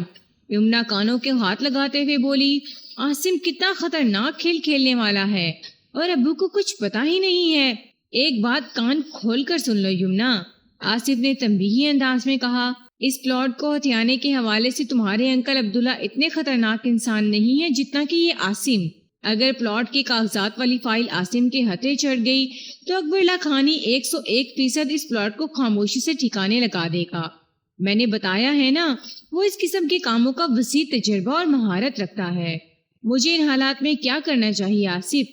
یمنا نے تشویش بھرے لہجے میں پوچھا۔ تم نے جو کچھ بتایا ہے اگر عین یہی صورتحال ہے تو پھر ابو کے لیے کوئی بہت بڑا مسئلہ کھڑا ہونے والا ہے۔ صورتحال تو یہی ہے یمنا، وہ گہری سنجیدگی سے بولا، اور میری نظر میں اپنے ابو کو بچانے کے لیے تمہارے پاس دو ہی راستے ہیں۔ مثلاً وہ آصف کی پوری بات ہونے سے پہلے ہی بول اٹھی، کون سے دو راستے؟ نمبر 1، وہ لہجے کی سنجیدگی کو برقرار رکھتے ہوئے بولا، تم ان تشویشناک حالات کے بارے میں منوعاً اپنے ابو کو بتا دو، وہ پلاٹ کی کاغذات والی فائل کا خود ہی کوئی محفوظ بندوبست کر دیں گے۔ نمبر 2، وہ سانس ہموار کرنے کے لیے متوقف ہوا، پھر اضافہ کرتے ہوئے بولا، تم اس فائل تک رسائی حاصل کر کے اس میں سے اصل کاغذات غائب کر دو اور ان کی جگہ کاغذات کی ادھوری فوٹو کاپی ایک ساتھ نتھی کر کے رکھ دو، تاکہ اگر عاصم کسی بھی طرح فوزیہ کے ذریعے وہ فائل چرانے میں کامیاب ہو جائے تو اسی مقصد میں کامیابی ہرگز نہ ہو سکے۔ مجھے تو پہلا راستہ ہی اپیل کر رہا ہے، یمنا نے ٹھہرے ہوئے لہجے میں کہا۔ یہ بالکل سیدھا راستہ ہے، نہ کوئی جھنجھٹ اور نہ ہی کوئی ہیر پھیر۔ میں ابو کو صورتحال سے آگاہ کر دیتی ہوں، وہ خود ہی مذکورہ فائل کی حفاظت کا انتظام کر لیں گے۔ ٹھیک ہے، آصف نے گہری سانس خارج کرتے ہوئے کہا۔ دونوں میں تھوڑی دیر تک مزید کچھ باتیں ہوئی، پھر وہ ریسٹورنٹ سے اٹھ گئے۔ چند روز بعد وہ ایک مقامی پارک میں ملے۔ اس بار یمنا کے پاس بتانے اور کہنے کے لیے بہت کچھ تھا۔ کولڈ ڈرنک سے لطف اندوز ہونے کے بعد یمنا نے انکشاف انگیز انداز میں بتایا، آصف، ابو اتنے بھی سیدھے نہیں ہیں جتنے وہ نظر آتے ہیں۔ تم نے انکل کا کون سا ٹیڑھا پن دیکھ لیا ہے؟ آصف نے مذاق کے رنگ میں پوچھا۔ میں نے ان سے پلاٹ کے کاغذات والا معاملہ ڈسکس کیا تھا، یمنا نے بتایا۔ اچھا، آصف پوری طرح اس کی جانب متوجہ ہو گیا۔ پھر انہوں نے کیا کہا؟ وہ ہماری توقعات سے زیادہ محتاط اور تیز ثابت ہو رہے ہیں، یمنا وضاحت کرتے ہوئے بولی۔ میں نے جب ان سے پلاٹ کے کاغذات کے بارے میں گفتگو شروع کی تو انہوں نے کہا کہ وہ اس حوالے سے ہونے والی پوری سرا سرگرمیوں سے بخوبی آگاہ ہیں۔ ایک روز انہوں نے فوزیہ کو اس کمرے میں بڑے مشکوک انداز میں چکراتے اور ٹٹول کرتے دیکھ لیا تھا جہاں پلاٹ کے کاغذات والی فائل رکھی ہے۔ انہیں چھٹی حص نے بتایا کہ باجی فوزیہ اسی فائل کے چکر میں ہے۔ انہوں نے باجی سے باز پرس نہیں کی اور غیر محسوس انداز میں اس معاملے کی ٹوہ میں لگ گئے۔ جلد ہی انہیں اس بات کا پتہ لگ گیا کہ اس فتنے کے پیچھے عاصم کا شیطانی دماغ کام کر رہا ہے۔ وہ خود بھی عاصم کی منفی صلاحیتوں سے واقف ہو چکے ہیں، لہٰذا انہوں نے نہایت ہی خاموشی کے ساتھ کاغذات والی فائل کا بندوبست کر دیا ہے۔ اب تو کیا بندوبست کر دیا ہے؟ آصف قطع کلامی کرتے ہوئے بولا۔ ابو کے ذہن نے بھی تمہارے ہی انداز میں سوچا ہے آصف، یمنا نے جوشیلے لہجے میں بتایا۔ انہوں نے فائل میں سے اصل کاغذات غائب کر دیے ہیں اور ان کی جگہ زمین اور جائیداد سے ہی متعلق چند نقلی اور ناکارہ کاغذات رکھ دیے ہیں۔ وہ دراصل فوزیہ باجی کو رنگے ہاتھوں فائل چراتے ہوئے پکڑنا چاہتے ہیں اور اسے کڑی سرزنش کر سکیں۔ انہیں اس بات کا بڑا دکھ ہے کہ فوزیہ اپنے شوہر کے ساتھ مل کر انہیں دھوکہ دینے کی کوشش میں لگی ہوئی ہے۔ پتہ نہیں عاصم نے اس کام کے لیے آمادہ کرنے کے لیے باجی کو کیا پٹی پڑھائی ہے۔ وہ پٹیاں پڑھانے اور ڈاکومنٹس بنانے کا ماہر ہے، آصف نے سوچ میں ڈوبے ہوئے لہجے میں کہا۔ خیر، یہ اچھا ہوا کہ تمہارے ابو نے عقل مندی کا مظاہرہ کرتے ہوئے کاغذات والی فائل کو کہیں محفوظ کر دیا ہے۔ اب ان لوگوں کی سازش کامیاب نہیں ہو سکے گی۔ ایک خاص بات بتاؤں آصف؟ یمنا نے اس کی طرف دیکھا۔ ابو تم سے ملنا چاہتے ہیں۔ مجھ سے؟ کیوں بھائی؟ آصف نے متذبذب انداز میں پوچھا۔ میں نے انہیں تمہارے بارے میں سب کچھ بتا دیا ہے، وہ معنی خیز لہجے میں بولی۔ آصف نے ٹٹولنے والی نظر سے اسے دیکھا، پھر پوچھا، سب کچھ کیا مطلب؟ مطلب یہ کہ وہ وضاحت کرتے ہوئے بولی، تم میرے بہت اچھے دوست اور خیر خواہ ہو، تمہیں نے مجھے پلاٹ کے کاغذات والی فائل کے بارے میں بتایا ہے، تم ابو کو کوئی نقصان پہنچتے ہوئے نہیں دیکھنا چاہتے، اور یہ کہ باجی نے تمہارے ساتھ کون سا کھیل کھیلا تھا۔ او مائی گاڈ، کیا یہ بھی بتا دیا؟ آصف پریشانی کے عالم میں یمنا کو دیکھتا چلا گیا۔ یہ تم نے کیا غضب کر دیا یمنا؟ کوئی غضب نہیں کیا، وہ گہری سنجیدگی سے بولی، بلکہ یہ اچھا ہی ہوا کہ انہیں حالات کی حقیقت کا علم ہو گیا۔ اس میں اچھا ہونے والی کون سی بات ہے؟ وہ معتجب انداز میں بولا۔ باجی کے مزاج اور عادات سے ابو کو اچھی طرح واقفیت ہے، یمنا نے کہا۔ وہ تم سے مل کر ایک تو شکریہ ادا کرنا چاہتے ہیں کہ تم نے ان کی خیر خواہی میں سوچا، دوسرے وہ فوزیہ باجی کے رویے کے لیے معذرت کرنا چاہتے ہیں۔ معذرت وغیرہ کی تو قطعاً کوئی ضرورت نہیں، آصف نے دو ٹوک انداز میں کہا۔ البتہ شکریہ وصول کرنے کے لیے کبھی ان سے ملاقات کر لوں گا۔ چند روز بعد آصف اور عبد الواحد کی ملاقات ہو گئی۔ اس سے پہلے آصف اور یمنا کی متعدد ملاقاتیں ہو چکی تھیں۔ جس کے نتیجے میں وہ ذہنی اور قلبی طور پر ایک دوسرے کے بہت قریب آ چکے تھے، جس کا ایک ہی مطلب تھا کہ وہ ایک دوسرے کی چاہت میں گرفتار ہو چکے ہیں۔ دوسری جانب عبد الواحد کو بھی اپنی بیٹی فوزیہ کے تیور کا بخوبی احساس ہو گیا تھا۔ وہ اسی خیال سے عاطف سے ملاقات کرنے کا خواہاں تھا کہ اسے دیکھ بھال اور پرکھ کر یہ اندازہ قائم کر سکے کہ وہ یمنا کے لیے کس قدر موزوں رہے گا۔ 2 گھنٹے کی اس تفصیلی ملاقات میں عبد الواحد واٹر ٹینکر والے نے آصف کو یمنا کے لیے پاس کر دیا۔ اس کے بعد کے مراحل آسانی سے تو نہیں، البتہ مختلف جھگڑوں پھڈوں کے بعد بالآخر طے ہو ہی گئے۔ سب سے زیادہ مسئلہ نادرہ خاتون کا تھا۔ نادرہ کا چھوٹا بھائی محمود سعودیہ میں انجینئر تھا۔ محمود کی بیٹی شائستہ ڈاکٹری کے آخری سال میں تھی۔ وہ اپنی بھتیجی کو بیاہ کر لانا چاہتی تھی۔ علاوہ ازیں یہاں کراچی میں بھی آصف کے کئی رشتے لگے ہوئے تھے۔ وہ ہینڈسم اور سمارٹ تھا، اعلیٰ تعلیم یافتہ تھا اور ایک معروف کمپنی میں باعزت پوسٹ پر کام کر رہا تھا۔ اس کے لیے بھلا رشتوں کی کیا کمی ہو سکتی تھی؟ لیکن جب نادرہ خاتون کو پتا چلا کہ وہ کسی غیر کمیونٹی میں شادی کا ارادہ رکھتا ہے تو اس نے ایک نیا تنازع کھڑا کر دیا۔ ہم علی گڑھ کے رہنے والے ہیں، ہمارا ایک خاندانی پس منظر ہے، ایک تہذیب ہے۔ اس نے اپنے شوہر نامدار سے کہا، ہمیں لکھنؤ، دلی، الہ آباد، فیض آباد سے تعلق رکھنے والے کسی خاندان وغیرہ کی کوئی لڑکی دیکھنا چاہیے۔ یہ بیوقوف کہاں پھنسنے جا رہا ہے؟ یہ لوگ تو ہماری کلچر سے بہت مختلف ہیں، میں اپنے خاندان والوں کو کیا منہ دکھاؤں گی؟ ہر کوئی یہی پوچھے گا، نادرہ کیا اپنے خاندان میں اچھی لڑکیوں کا کال پڑ گیا ہے جو تم دوسری کمیونٹی سے بہو بیاہ کر لائی ہو؟ نہ بابا نہ، وہ کانوں کو ہاتھ لگاتے ہوئے بولی، میں یہ کام ہرگز نہیں ہونے دوں گی۔ خلیل احمد ہمیشہ سے اپنے بیٹے آصف کا حمایتی رہا ہے۔ اس معاملے میں آصف نے اپنے والد کو اعتماد میں لے کر یمنا کے بارے میں سب کچھ بتا دیا تھا اور حتمی انداز میں یہ باور کروا دیا تھا کہ وہ دونوں ایک دوسرے کو بڑی شدت سے چاہتے ہیں۔ محبت کا تقاضا یہ ہے کہ وہ شادی کرے گا تو یمنا سے، ورنہ ساری زندگی یوں ہی کوارا بیٹھا رہے گا۔ خلیل احمد نے اسے تسلی دی تھی کہ وہ دل چھوٹا نہ کرے، وہ اس کی حمایت میں گھر کے ہر محاذ پر جنگ کرے گا اور بالآخر اس کی خواہش کو پورا کر کے دکھا دے گا، اور وہ بالکل یہی کر رہا تھا۔ بیوی کے منہ نہ لگنے والا اور کٹا کٹا رہنے والا خلیل اس وقت نادرہ کی آنکھوں میں آنکھیں ڈال کر بول رہا تھا اور خاصا بڑھ چڑھ کر بول رہا تھا۔ میری بات سنو نادرہ، اس نے گمبھیر انداز میں کہا، تم کہاں کی رہنے والی ہو؟ علی گڑھ، نادرہ نے جواب دیا۔ اور میں؟ خلیل نے سوال کیا۔ علی گڑھ، وہ بے ساختہ بولی، لیکن اس سے تم مجھے کیا بتانا چاہ رہے ہو؟ میں تمہیں یہ بتانا چاہ رہا ہوں نادرہ، وہ ایک ایک لفظ پر زور دیتے ہوئے گہری سنجیدگی سے بولا، ہم دونوں کا کلچر ایک، تہذیب ایک، زبان اور بولی ٹھولی ایک، رہن سہن ایک، رسم و رواج ایک، ہمیں تو دنیا کی ایک آئیڈیل جوڑی ہونا چاہیے تھی نا؟ ہونا چاہیے تھا یا نہیں؟ اس نے لمحاتی توقف کر کے سوالیہ نظر سے اپنی بیوی کو گھورا۔ وہ منہ سے کچھ نہیں بولی، بس آنکھیں پٹپٹا کر رہ گئی۔ اس کے چہرے پر الجھن کے تاثرات چمک رہے تھے۔ خلیل نے ٹھوس لہجے میں کہا، لیکن بدقسمتی سے ایسا بالکل نہیں، آئیڈیل جوڑی ہونا تو بہت دور کی بات ہے، ہمیں تو ایوریج میاں بیوی کی فہرست میں بھی شامل نہیں کیا جا سکتا۔ 32 سالہ ازدواجی زندگی کے دوران میں مجھے نہیں یاد کہ ہم نے دل و جان سے ایک دوسرے کے ساتھ چند لمحات بتائے ہوں۔ یہ کیسی ہم آہنگی ہے نادرہ؟ بولتے بولتے اس کی آواز بھر آ گئی۔ چند لمحات کی خاموشی کے بعد وہ دوبارہ گویا ہوا۔ اس کا لہجہ زخمی تھا اور آواز میں نمی تھی۔ سنا ہے 12 سال کے بعد کوڑے کے دن بھی پھر جاتے ہیں۔ 32 سال کے بعد بھی ہم وہیں کھڑے ہیں جہاں سے ہم نے اپنی ازدواجی زندگی کا آغاز کیا تھا۔ اگر تم میں ذرا سی عقل ہے تو میری بات پر دھیان دو۔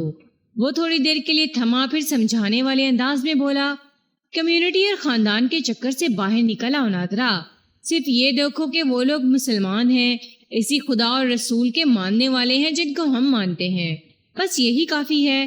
آصف اور یمنا ایک دوسرے کو پسند کرتے ہیں اور مجھے یقین ہے ان کی زندگی بہت اچھی گزرے گی۔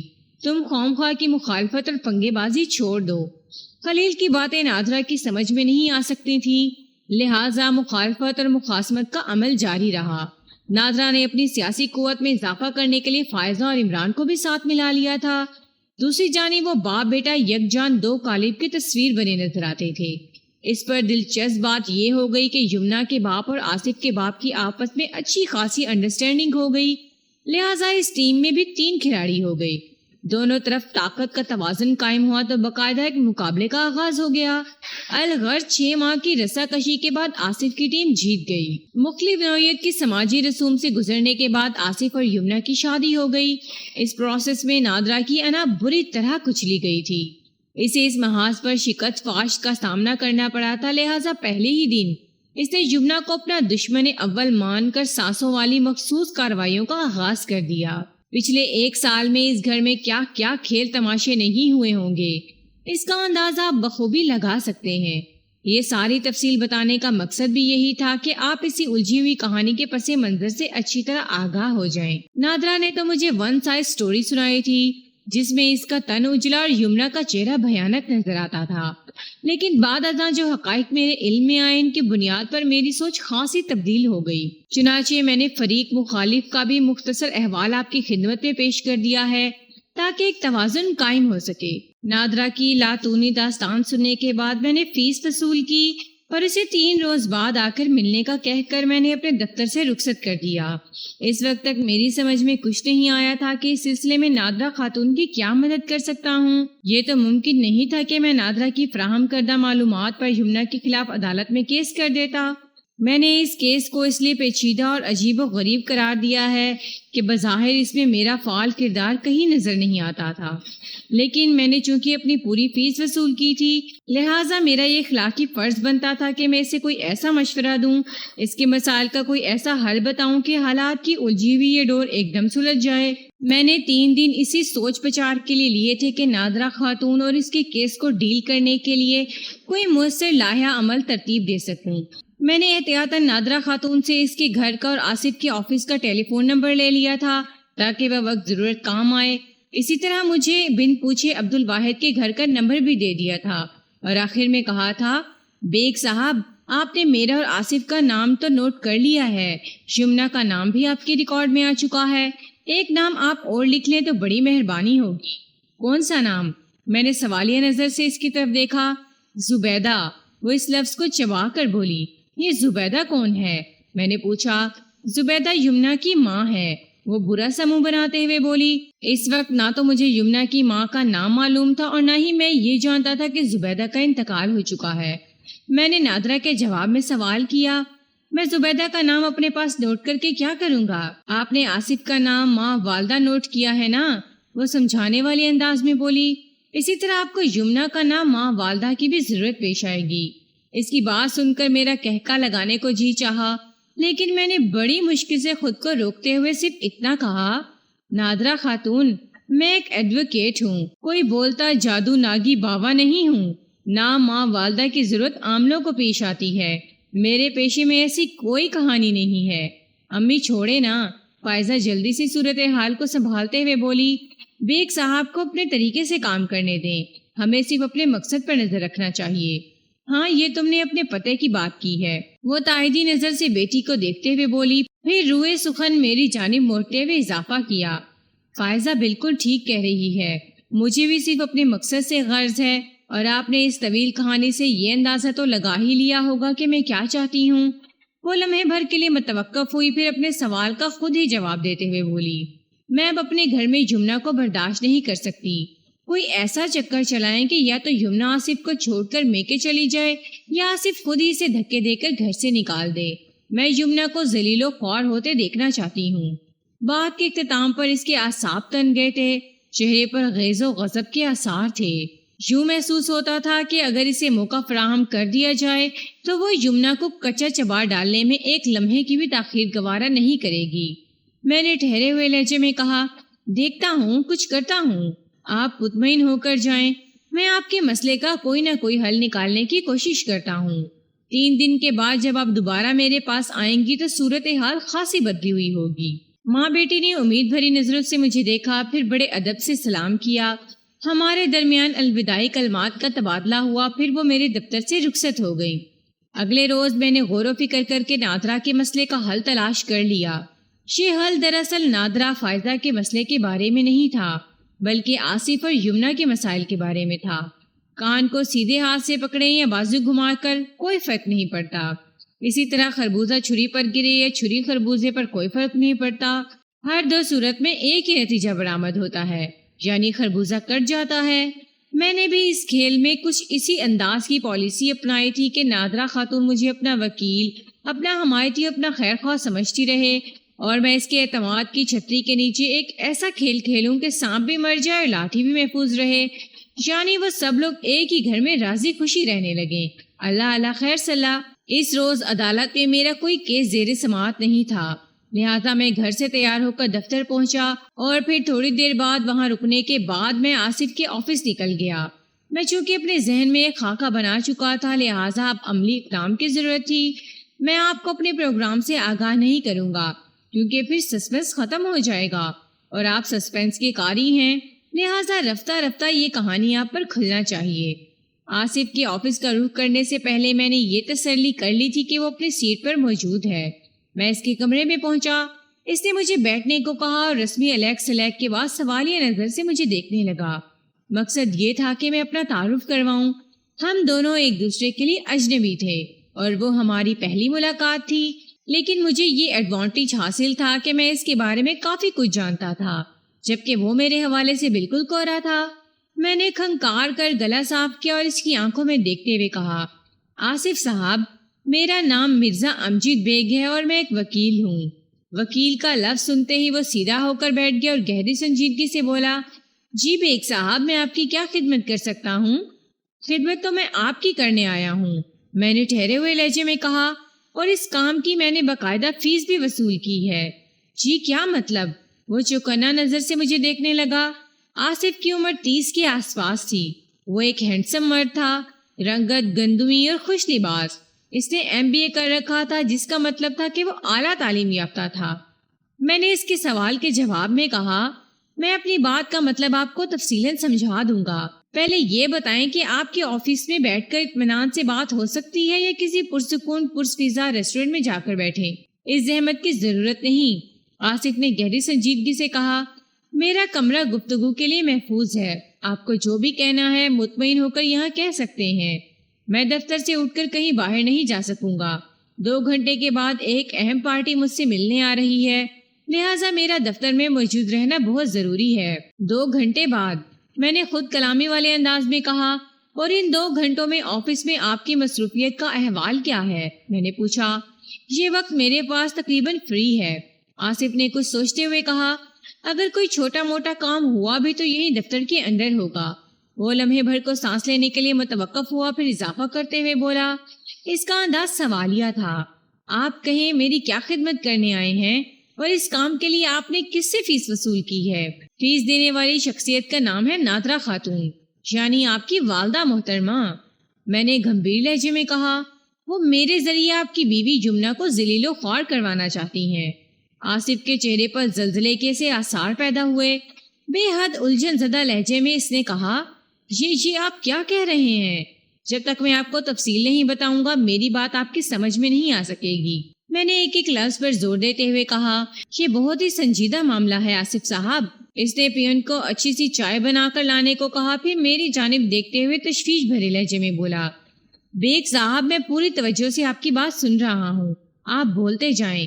میں نے نہایت ہی مختصر مگر جامع الفاظ میں سے نادرہ سے ہونے والی گفتگو کے بارے میں بتا دیا۔ اس نے پورے انہماک سے میری بات سنی اور اس کے چہرے پر ایک رنگ آتا اور ایک رنگ جاتا رہا، تاہم اس نے کراس کوشچن کرنے کی ضرورت محسوس نہیں کی۔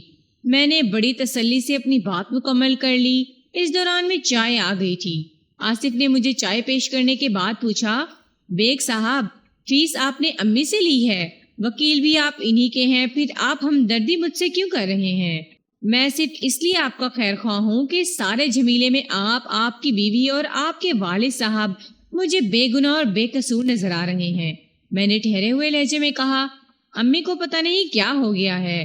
وہ بے بسی کے عالم میں بولا، میں صرف اس لیے برداشت کرتا ہوں کہ اللہ اور اس کے رسول نے والدہ کا بہت بڑا درجہ بیان کیا ہے، ورنہ۔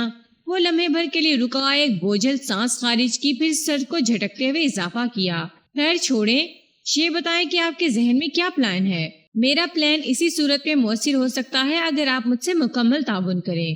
میں نے ٹھوس انداز میں کہا، جناب میں بھلا آپ سے تعاون کیوں کروں گا؟ وہ تشکرانہ لہجے میں بولا، آپ جیسے نیک آدمی کے تو جتنی بھی قدر کی جائے کم ہے۔ آپ تو کسی فرشتے کسی انداز میں میری بلکہ ہماری مدد کرنے آئے ہیں۔ میں ایک عام سا انسان ہوں، مجھے فرشتوں سے ملانے کی کوشش نہ کریں آصف صاحب، میں نے لجاجت آمیز انداز میں کہا۔ میں تو صرف اپنی فیس حلال کرنے کی کوشش کر رہا ہوں۔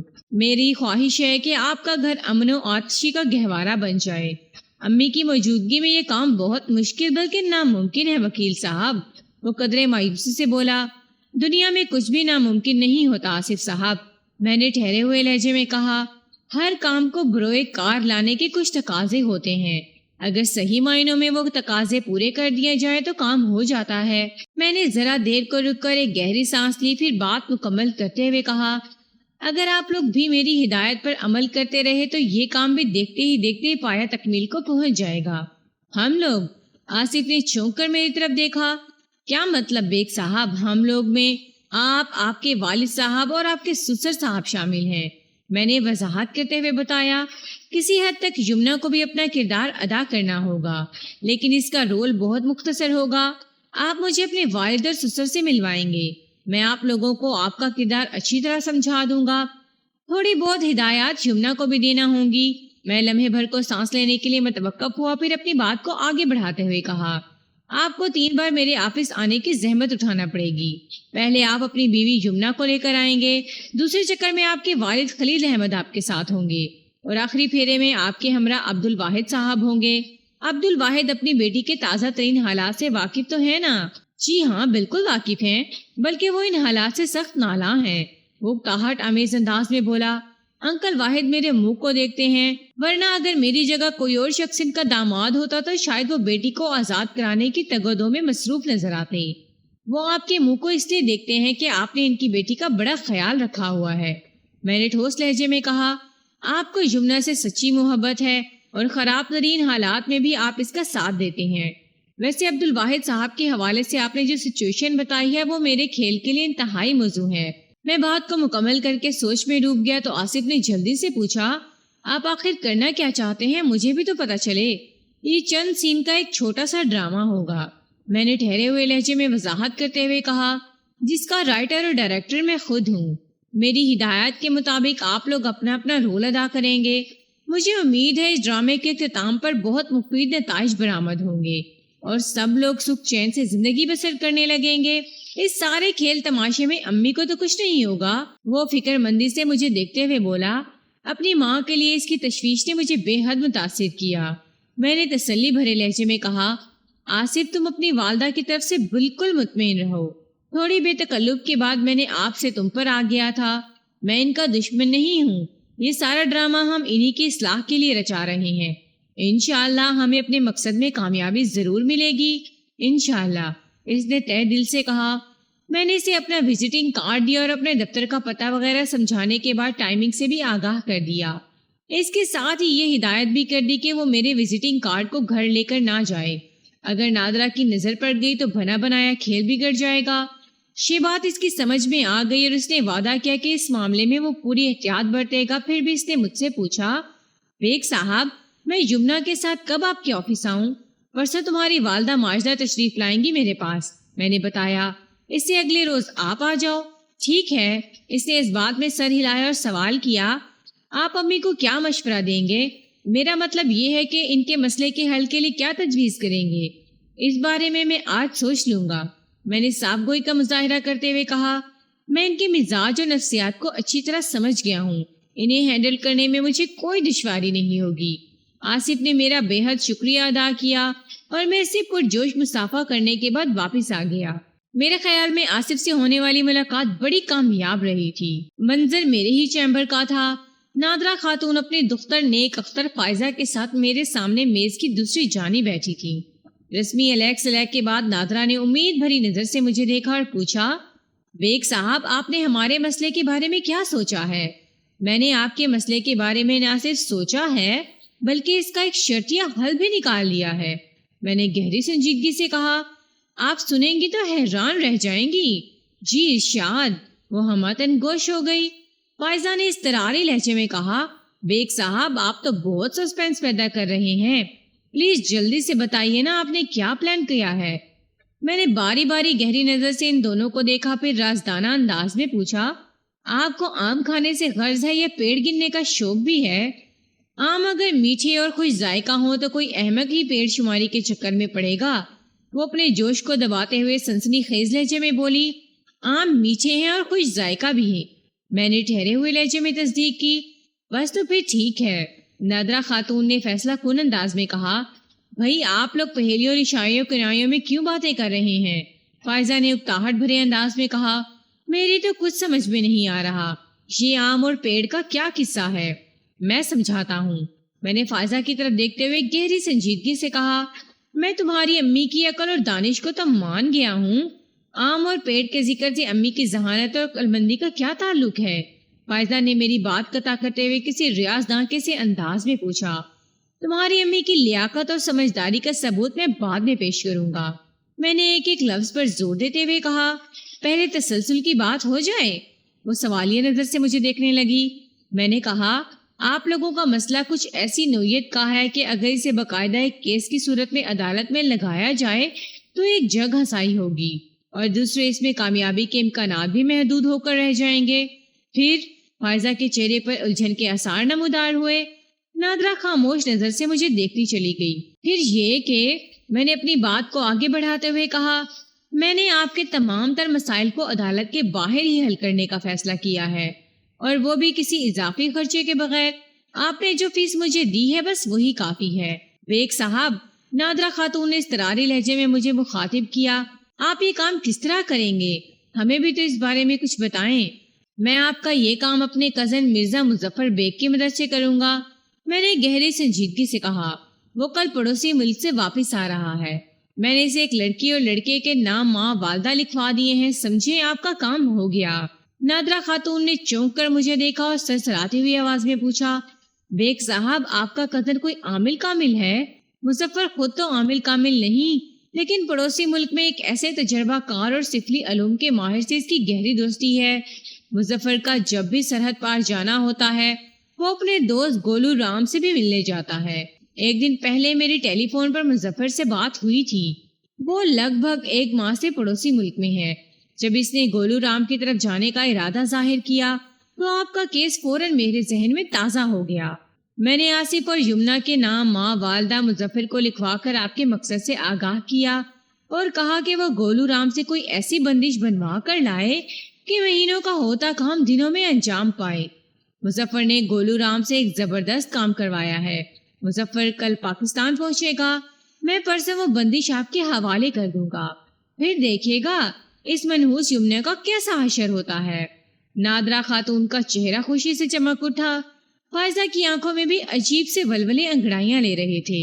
میں نے یمنا کے لیے جو منحوس کا لفظ استعمال کیا تھا نا، وہ چونکہ ان دونوں کے دلوں کی آواز تھا، لہٰذا انہیں بے حد پسند آیا تھا۔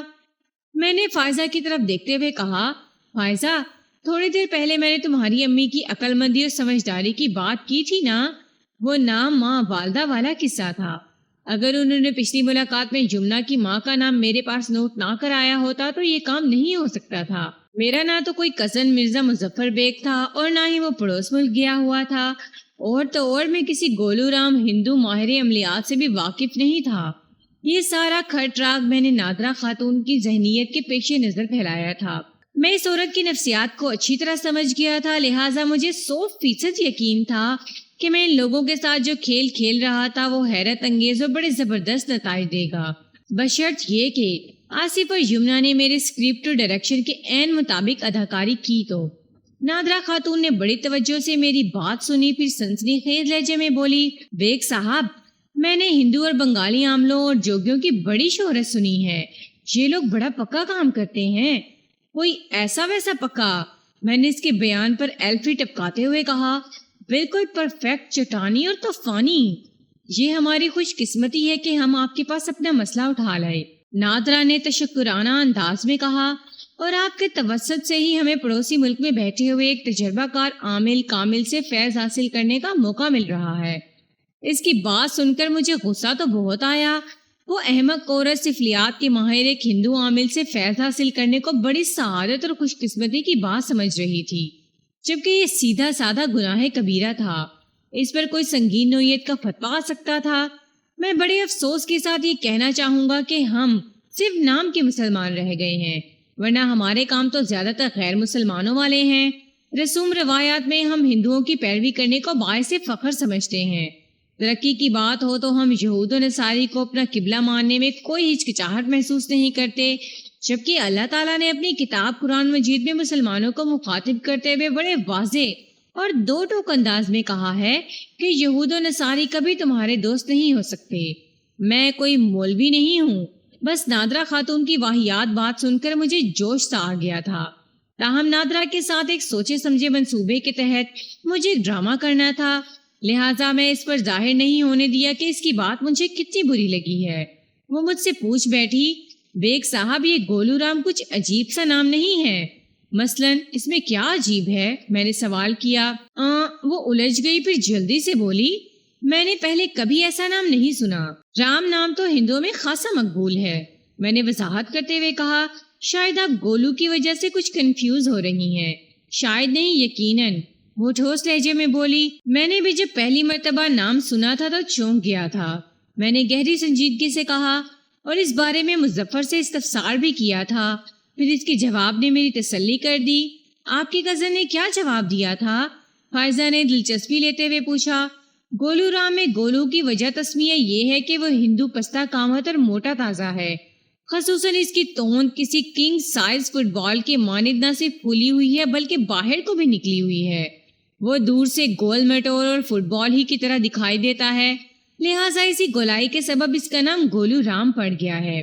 نادرا نے پراشتیاق نظر سے مجھے دیکھا، پھر پوچھا، بیگ صاحب آپ کا کزن گولو رام کی تعریف تو بہت کرتا ہوگا، ایسی ویسی تعریف؟ میں نے جلدی پر پیٹرول چھڑکتے ہوئے کہا، وہ جب گولو رام کے عملیات کے قصے سنانے بیٹھتے ہیں تو سمجھو زمین آسمان ایک ہو جاتے ہیں۔ نادرا کی بے تابی ساتویں آسمان کو چھونے لگی، اضطراری لہجے میں پوچھنے لگی، آپ کا کزن کل کس وقت تک کراچی پہنچ رہا ہے؟ وہ رات ہی کو یہاں پہنچے گا، میں نے پرخیال انداز میں کہا۔ وہ قدرے مایوس ہو گئی، پھر معتدل انداز میں کہا، پھر تو مجھے آپ کے پاس پرسوں ہی آنا ہوگا۔ جی ظاہر ہے، میں نے اس بات میں گردن ہلائی، میں کل رات کو کسی وقت مظفر سے آپ کی امانت لے لوں گا، آپ پرسوں دن میں مجھ سے لے لینا، پھر سمجھو کہ ساتوں بیڑے پار۔ اللہ اللہ خیر صلاح۔ میں نے یہ بات خاص طور پر محسوس کی تھی کہ اگر میں اپنے مفروضہ کزن کی آمد کی اطلاع دن کے کسی وقت کی دیتا تو وہ پرسوں کے انتظار نہ کرتی اور کل ہی میرے پاس پہنچ جاتی۔ اس نے ایک طویل سانس خارج کی اور کہا، بہت بہت شکریہ بیگ صاحب، آپ نے میرے ذہن کا بوجھ ہلکا کر دیا ہے۔ میں نے رخصت کرنے سے پہلے گہری سنجیدگی سے کہا، نادرا خاتون، ایک بات کی وضاحت کر دوں کہ آپ کے کیس میں مجھے سروس چارجز کے علاوہ کچھ نہیں ملا ہے، کہیں آپ یہ نہ سمجھ رہا کہ میں نے بہت کما لیا ہے۔ مظفر بیگ نے گولو رام کو ایک تگڑی رقم دے کر وہ بندش بنوائی ہے۔ یہ ہندو اور بنگالی عامل پیسہ تو بہت لیتے ہیں لیکن کام پکا کرتے ہیں۔ یہ تو آپ بالکل ٹھیک کہہ رہے ہیں، وہ تائیدی انداز میں گردن ہلاتے ہوئے بولی، یہ لوگ یہاں پاکستان میں بھی کہیں بیٹھے دھندا کر رہے ہیں، ان کے ریٹ سن کر ہی دماغ گھوم جاتا ہے۔ لیکن بیگ صاحب وہی بات ہے نا۔ اتنے ذرا دیر رک کر ایک گہری سانس لی، پھر وضاحت کرتے ہوئے بولی، جس کا کام پھنسا ہوتا ہے وہ کہیں نہ کہیں سے رقم کا بندوبست بھی کر ہی لیتا ہے۔ آپ بے فکر رہیں، اگر آپ کو ہمارے کیس میں بچت نہیں ہوئی تو میں کام ہو جانے کے بعد آپ کی کچھ اور خدمت کر دوں گی۔ میرا نام نادرا خاتون ہے، اس وقت ماری نیمنا سے نجات مل جائے تو میں آپ کو منہ مانگا دوں گی۔ ویسے نادرا تھی بڑی کائیاں عورت، اس نے مزید خدمت کے لیے کام ہونے کی شرط عائد کر دی تھی۔ مجھے چونکہ اس قسم کی خدمت کا شوق نہیں تھا، لہٰذا دو ٹوک الفاظ میں نے کہہ دیا، نہیں نادرا خاتون، میں آپ سے مزید ایک پائی بھی نہیں لوں گا، کمانے کے لیے اور بہت سی پارٹیاں ہیں، آپ نے میری فیس ادا کر دی، بس یہی کافی ہے۔ ہاں اگر یہ کیس عدالت میں جاتا اور مجھے قانونی محاذ پر وکیل مخالف سے زبردست مقابلہ کرنا پڑتا تو دوسری بات ہوتی۔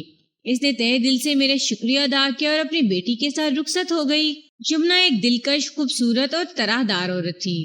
اس کی شادی کو لگ بھگ 1 سال ہونے کو آ رہا تھا، تاہم اس کو دیکھ کر لگتا نہیں تھا کہ وہ شادی شدہ ہے۔ وہ کالج گرل نظر آتی تھی۔ اس وقت وہ اپنے شوہر آصف کے ساتھ میرے دفتر میں بیٹھی ہوئی تھی۔ آصف نے یہاں لانے سے پہلے اسے اس ملاقات کے حوالے سے مختصراً بریف کر دیا تھا، لہٰذا اس کی آنکھوں اور چہرے پر الجھن کے آثار نہیں تھے۔ تاہم رسمی الیک سلیک کے بعد وہ پوچھے بنا نہ رہ سکی، وہ دیکھ آصف کی طرف رہی تھی لیکن سوال مجھ سے کر رہی تھی۔ وکیل صاحب، اس کھیل میں مجھے کیا کرنا ہوگا؟ یہی بتانے اور سمجھانے کے لیے تو بیگ صاحب نے ہمیں اپنے پاس بلایا ہے۔ آصف نے ہی اسے جواب بھی دیا۔ ابھی سب کچھ کھل کر سامنے آ جائے گا۔ بات ختم کرتے ہوئے سوالیہ نظر سے مجھے دیکھنے لگا۔ میں نے کھنکار کر گلا صاف کیا اور ٹھہرے ہوئے لہجے میں کہا، کچھ زیادہ نہیں کرنا، بس تھوڑی ایکٹنگ کرنی ہے، عمدہ اور منجھی ہوئی اداکاری۔ نادرہ خاتون، فائزہ یا عمران کو ایک لمحے کے لیے بھی احساس نہیں ہونا چاہیے کہ تم لوگ ایکٹنگ کر رہے ہو، سب کچھ نیچرل وے میں ہونا چاہیے۔ ٹھیک ہے بیگ صاحب، وہ یکے بعد دیگرے اس بات میں سر ہلاتے ہوئے بولے، پھر بھائی یک زبان ہو کر کہا، ہم آپ کی ہدایت پر 100% عمل کریں گے۔ میں نے یمنا کی آنکھوں میں دیکھتے ہوئے پوچھا، کیا تم اپنے شوہر کے ساتھ خوش ہو؟ جی اللہ کا شکر ہے، وہ جلدی سے بولی۔ میں ان کے ساتھ خوش نہ ہوتی تو کب کا یہ گھر چھوڑ کر اپنے میکے جا چکی ہوتی۔ آصف میرا اتنا زیادہ خیال رکھتا ہے کہ میں اس کے ساتھ جہنم میں بھی سکھی رہ سکتی ہوں۔ بہت خوب، میں نے سراہنے والے انداز میں کہا، لیکن اب تم اس کے برعکس ظاہر کرنا ہے اور اپنی ساس کو باور کرانا ہے کہ تم شوہر کے ساتھ خوش نہیں ہو اور بحالت مجبوری رشتہ نبھا رہی ہو۔ اس کھیل کا آغاز ایک دن چھوڑ کر ہوگا، یعنی پرسوں سے تم لوگوں کی اداکاری شروع۔ کل دن میں نادرہ بیگم مجھ سے ملنے آئے گی، میں اس کو کیا پٹی پڑھاتا ہوں یہ جاننا تم لوگوں کے لیے ضروری نہیں ہے۔ بس یوں سمجھیں، پرسوں صبح سے تمہاری شوٹنگ شروع ہوگی۔ شیڈیول کچھ اس طرح ہوگا۔ میں سانس لینے کے لیے متوقف ہوا، پھر اپنی بات کو آگے بڑھاتے ہوئے بولا، پرسوں صبح آفس جانے سے پہلے تم اپنی بیوی سے تلخ کلامی کرو گے۔ میں نے آصف کی طرف دیکھتے ہوئے کہا، آواز اتنی بلند ہونا چاہیے کہ نادرہ یا فائزہ کے کانوں تک ضرور رسائی حاصل کرے۔ تم تھوڑی دیر کے بعد برا سا منہ بنا کر آفس کے لیے روانہ ہو جاؤ گے۔ پھر میں نے یمنا کی طرف دیکھتے ہوئے اضافہ کیا، دن بھر تمہارا موڈ آف رہے گا۔ تم kitchen, washroom, drawing room, bedroom, الغر جہاں بھی جاؤ گی، تمہارے ہاتھ سے کوئی نہ کوئی شے بخود گرتی جائے گی۔ اس طرح بعض برتن وغیرہ ٹوٹنے سے نقصان بھی ہو سکتا ہے، لیکن کسی بڑے مقصد کو حاصل کرنے کے لیے چھوٹا موٹا نقصان برداشت کرنا ہی پڑتا ہے۔ آپ فکر نہ کریں بیگ صاحب، آصف میری بات مکمل ہونے سے پہلے ہی بول اٹھا، شمنا اور میں بآسانی یہ کر لیں گے۔ اس بات کے امکانات ہیں کہ تمہاری اس بیزاری اور موڈ کی خرابی پر ساس اور نند خاموش رہیں۔ میں نے یمنا کی آنکھوں میں دیکھتے ہوئے کہا، اگر وہ خاموش رہیں تو کم از کم 3 دن تک یہی کارروائی دہرائی جائے، لیکن ذرا مختلف انداز میں۔ مثلاً میں نے ایک مختصر سا توقف کیا، پھر اپنے منصوبے کی تفصیل سے انہیں آگاہ کرتے ہوئے کہا، مثلاً پہلے روز جب آصف آفس سے واپس آئے گا تو اس کے پاس گاڑی نہیں ہوگی۔ وہ گاڑی کو آفس میں کسی گیراج میں یا اپنے کسی دوست کے ہاں کھڑی کر سکتا ہے۔ گاڑی کے بغیر گھر آنا ایک ایسا واقعہ ہوگا کہ گھر کا ہر فرد پوچھے گا گاڑی کہاں ہے۔ بالکل، یہ تو 100% ہے۔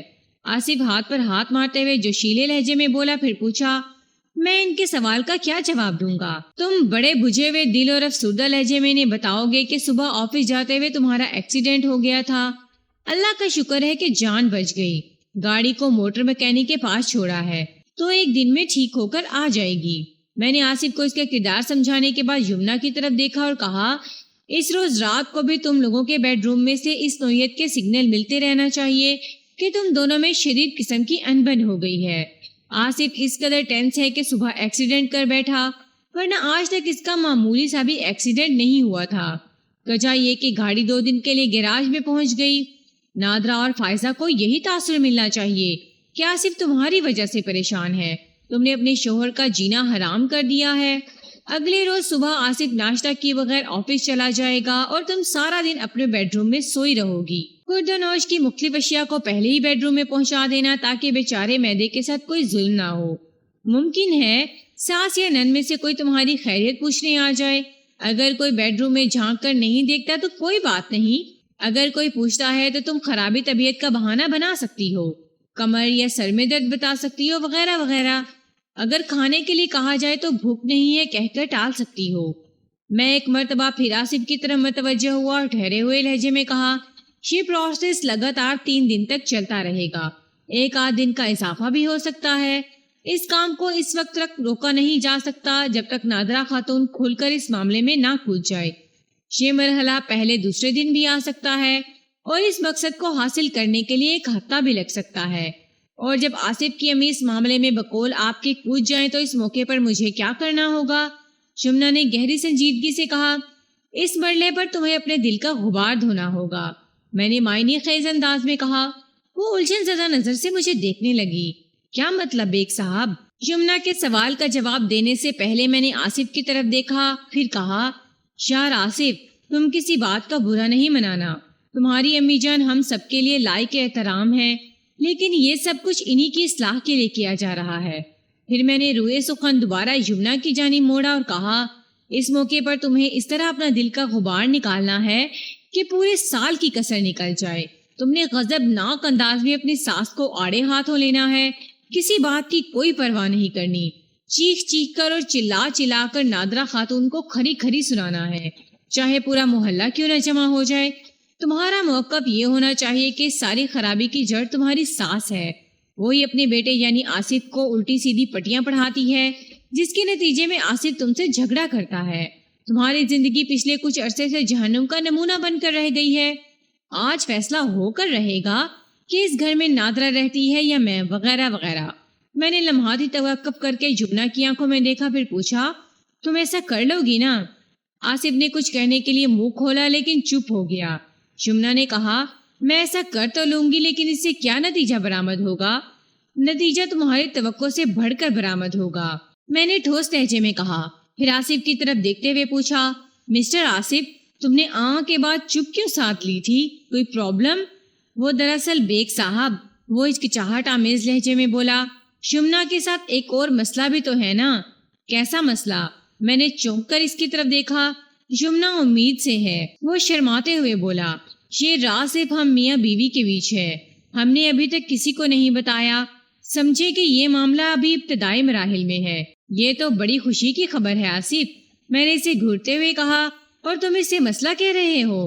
وہ میں یہ کہہ رہا تھا کہ یمنا کی دھواں دھار اداکاری سے کہیں ہمارے آنے والے بچے پر کوئی منفی اثر تو نہیں پڑے گا نا؟ سوال ہی نہیں پیدا ہوتا، میں نے پورے یقین سے کہا۔ دراصل ماں کی حقیقی سوچ بچے پر اثر انداز ہوتی ہے، جبکہ یہاں تو اول آخر ڈرامہ ہو رہا ہے۔ شمنا کو بخوبی اس بات کا احساس ہوگا کہ وہ محض اداکاری کر رہی ہے، لہٰذا اس کی پرفارمنس کسی بھی طور پر بچے کو متاثر نہیں کرے گی۔ تھینک یو بیگ صاحب، یمنا نے تشکرانہ لہجے میں کہا، آپ نے تسلی دے کر تو ہمارے ذہن کا بوجھ ہلکا کر دیا ہے۔ ذہن کا بوجھ ہلکا ہو گیا، اب ذرا حالات حاضرہ کی طرف آتے ہیں، میں نے ٹھہرے ہوئے لہجے میں کہا، پھر آصف کی جانب متوجہ ہو گیا۔ آصف، اس روز جب تم آفس سے گھر واپس آؤ گے تو گھر کو میدان جنگ میں بدلا ہوا پاؤ گے۔ دونوں پارٹیاں بڑے جوش و خروش کے ساتھ تمہیں رپورٹ پیش کریں گی۔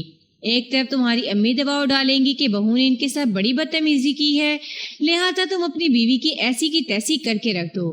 دوسری جانب یمنا تمہاری کوئی بات سننے کو تیار نہیں ہوگی۔ اس کا موقف یہ ہوگا کہ تمہاری امی نے اس کے ساتھ بڑی زیادتی کی ہے۔ اسی موقف پر ڈٹ کر وہ تم سے مطالبہ کرے گی کہ فوراً اس کے ابو کو بلایا جائے۔ وہ اب اس گھر میں ایک سیکنڈ بھی نہیں رہے گی، بس بہت ہو گئی۔ تو کیا مجھے واحد انکل کو بلانا ہوگا؟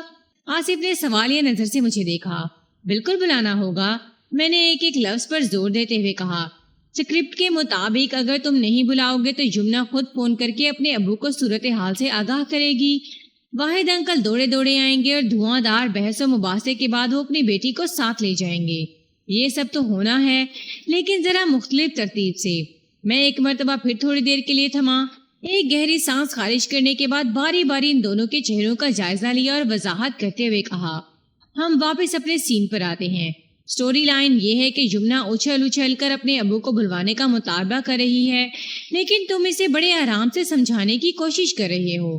تم ابھی تک طیش میں نہیں آئے۔ ظاہر ہے تمہارا یہ شرافت بھرا طرز عمل نادرہ خاتون کو بالکل پسند نہیں آئے گا۔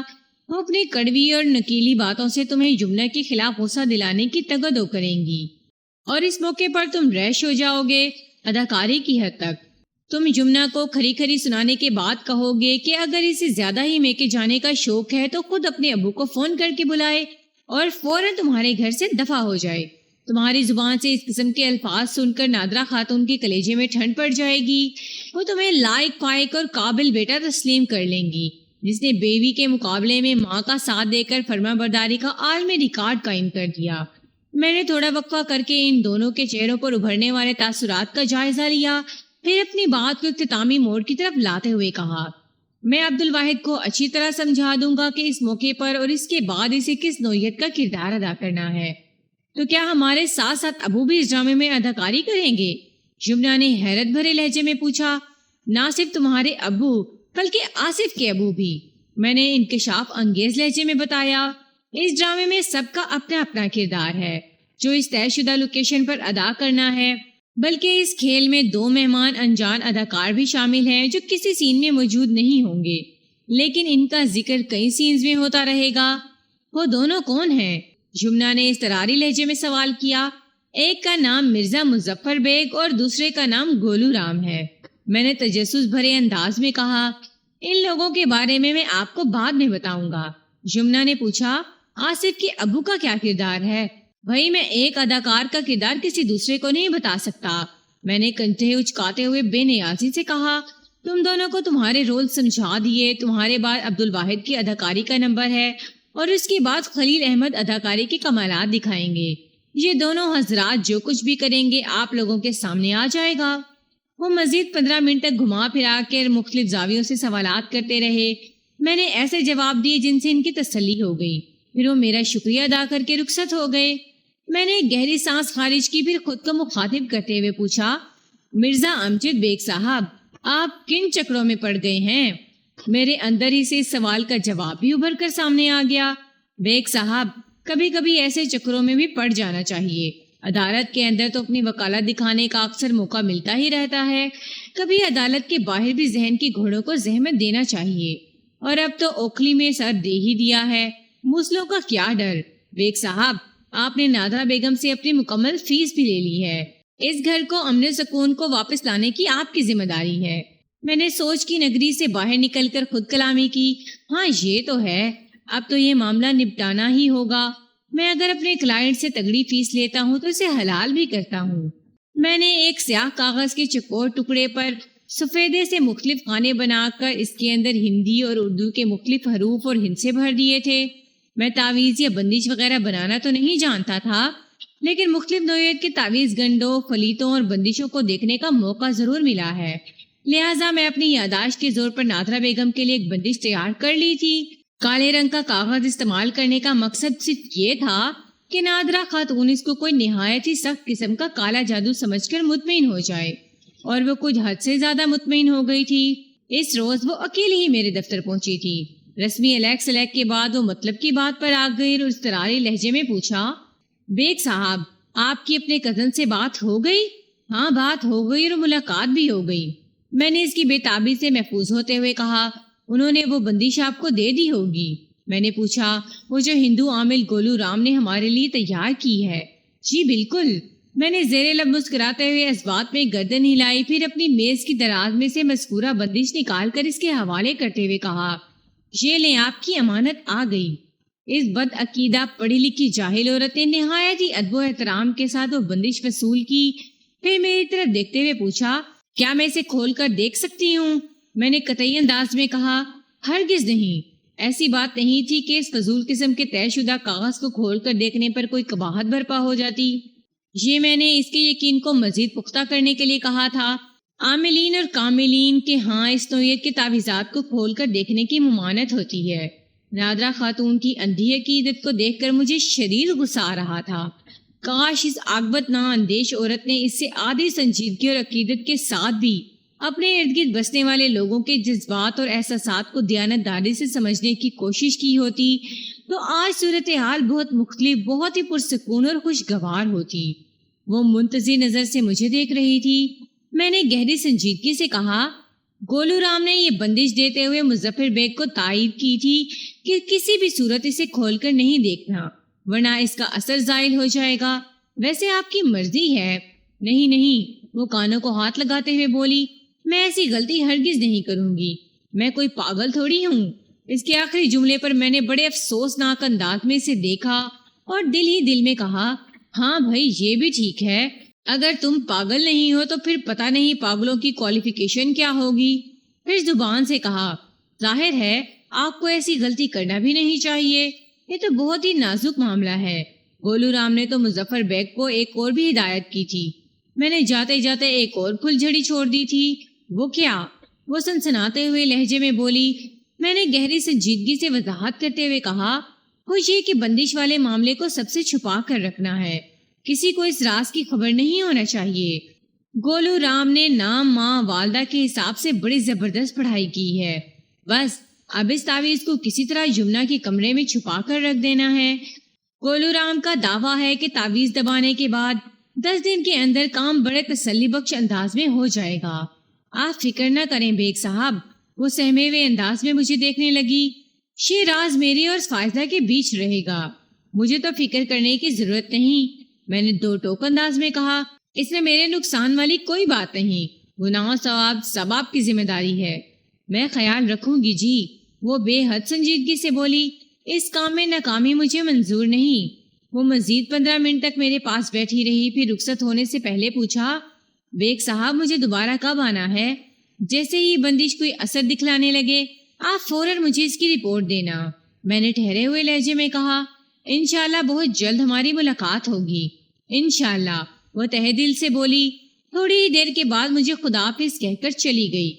عبد الواحد کی عمر 55 کے قریب ہوگی. وہ ایک دراز قامت اور صحت مند شخص تھا. رنگت سانولی اور چہرے پر داڑھی. وہ سر پر ایک مخصوص طرز کی ٹوپی لگاتا تھا. آصف اسے بنیادی باتوں سے آگاہ کرنے کے بعد میرے پاس آیا تھا. میں نے کنکار کر گلا صاف کیا اور نہایت ہی مختصر مگر جامع الفاظ میں یمنا اور آصف کے رول کو واضح کرنے کے بعد کہا، واحد صاحب جب یمنا کی سسرال میں سے یمنا یا گھر کا کوئی بھی فرد آپ کو فون کر کے آنے کے لیے کہے تو آپ غصے میں آگ بگولا بن کر وہاں پہنچ جائیں گے. یمنا رو رو کر آپ کو اپنی داستان غم سنائے گی.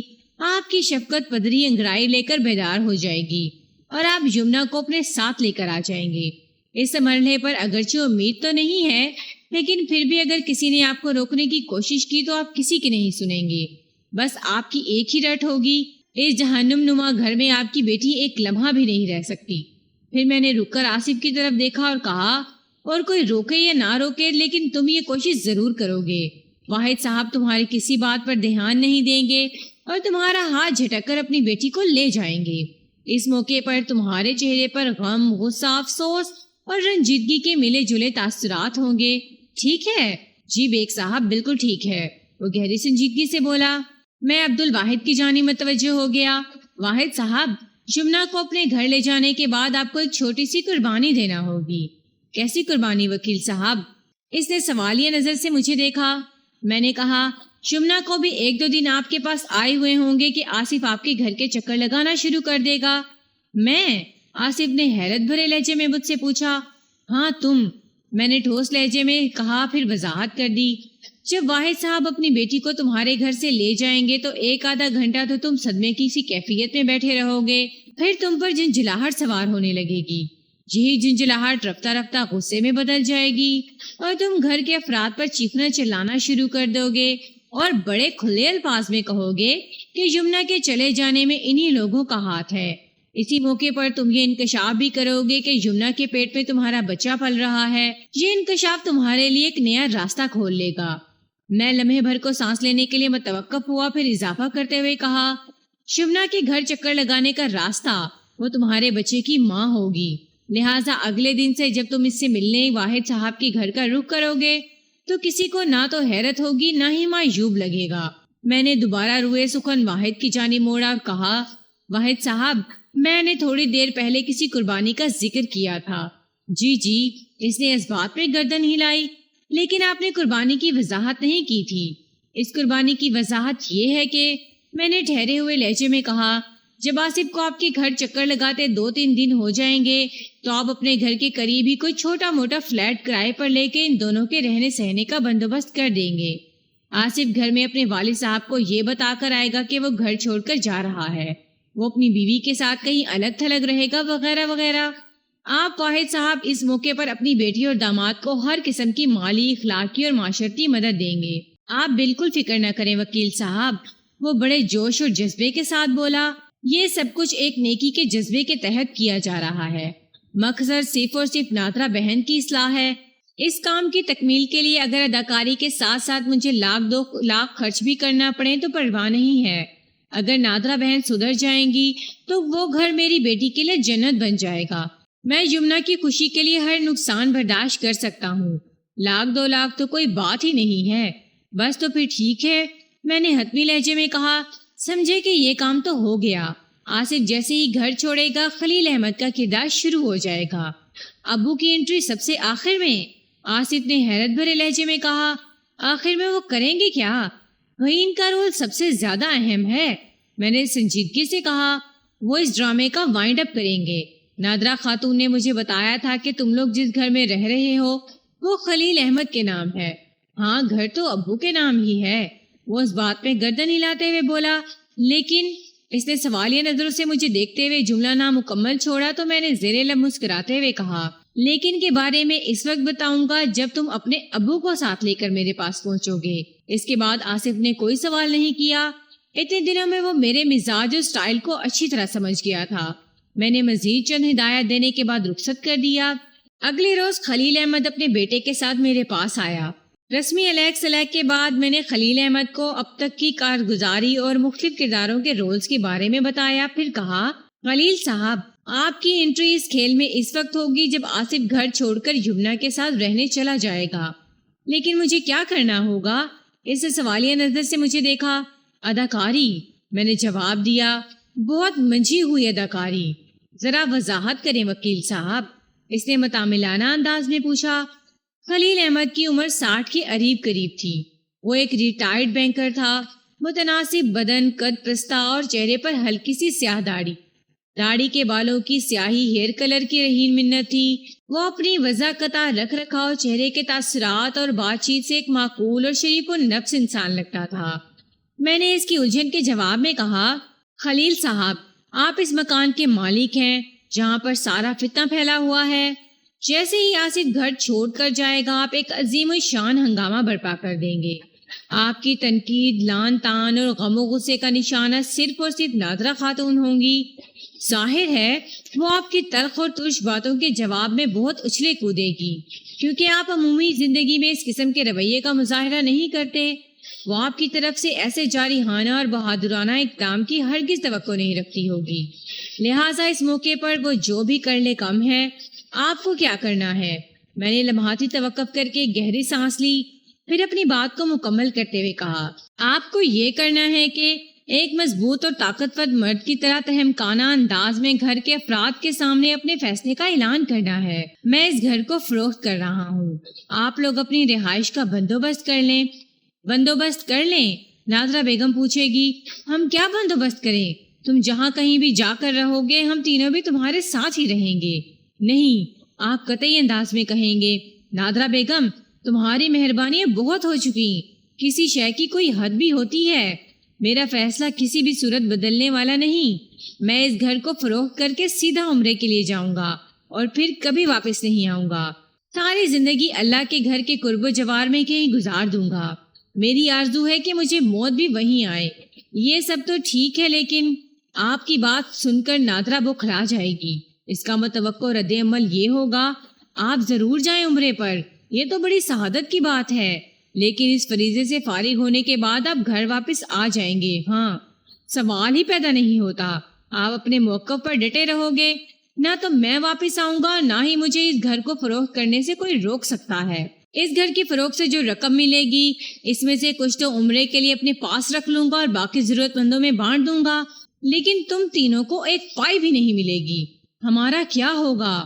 نادرا بے حد سہمے ہوئے لہجے میں کہہ سکتی ہے. آصف کے گھر چھوڑنے سے آمدنی کا ذریعہ جاتا رہا. میں تو یہی سوچ سوچ کر ہلکان ہو رہی تھی کہ اب گھر کے خرچے کا کیا ہوگا. اور اب تو آپ ہمارے سر کے اوپر سے چھت بھی چھین رہے ہیں. ہمارا کیا ہوگا؟ ہم کہاں جائیں گے؟ عمران تو ابھی پڑھ رہا ہے. یہ ساری باتیں تو آصف اور یمنا سے جھگڑا کرنے سے پہلے سوچنا چاہیے تھی. آپ چٹانی لہجے میں کہیں گے. اب تو کچھ نہیں ہو سکتا. آصف اور یمنا چلے گئے، میں بھی چاہ رہا ہوں. اب آپ جانو اور آپ کا فسادی ذہن. اس موقع پر نادرا خاتون مختلف ہیلوں بہانوں سے آپ کو روکنے اور فیصلے بدلنے کے لیے کہے گی، لیکن اس کی کسی بھی پیشکش کے نتیجے میں آپ کو ٹس سے مس نہیں ہونا. ہر محاذ پر ناکامی کا منہ دیکھنے کے بعد وہ بال کو آپ کی کورٹ میں پھینک دے گی اور یہی وقت ہوگا ایک طاقتور سپر شاٹ کھیلنے کا. اس نے چونک کر سوالیہ نظر سے مجھے دیکھا. میں نے کہا نادرا پوچھے گی آپ ہی بتا دیں کیا چاہتے ہیں. وہ کون سی راہ ہے جس کے ذریعے آپ گھر نہ بیچنے اور ہمیں چھوڑ کر نہ جانے کے لیے تیار ہو سکتے ہیں؟ آپ کہیں گے بس ایک ہی راہ ہے. کون سی؟ نادرا پوچھے گی. اس مرحلے پر آپ کی اداکاری کا امتحان ہوگا. بڑے نپے تلے الفاظ میں آپ نادرا سے کہیں گے وہ راہ یہ ہے کہ آصف اور یمنا امن و امان سے اس گھر میں واپس آ جائیں اور سب لوگ انسانوں کی طرح پیار محبت سے ہنسی خوشی رہنے لگیں. میں اس گھر کو آصف اور یمنا کے نام کر دوں گا. یہ ان دونوں کی مشترکہ پراپرٹی بن جائے گی. جب تم لوگ اس کام کے لیے تیار ہو جاؤ گے اور آصف یمنا کو لے کر یہاں آ جائے گا تو پھر میں بڑے اطمینان کے ساتھ عمرے کے لیے روانہ ہو جاؤں گا اور واپس بھی آؤں گا، کیونکہ واپس آ کر ہی تو مجھے اس مکان کو آصف اور یمنا کے نام منتقل کرنا ہے. Well done. خلیل احمد نے ستائشی نظر سے مجھے دیکھا. وکیل صاحب، مجھے یقین نہیں آ رہا کہ آپ وکالت کے پیشے سے وابستہ ہیں. کیا مطلب؟ میں نے حیرت بھرے انداز سے کہا. مطلب یہ کہ وہ وضاحت کرتے ہوئے بولا مجھے تو یہ محسوس ہو رہا ہے کہ آپ کوئی اسکرپٹ ڈیزائنر ہیں، کوئی زبردست سٹوری رائٹر.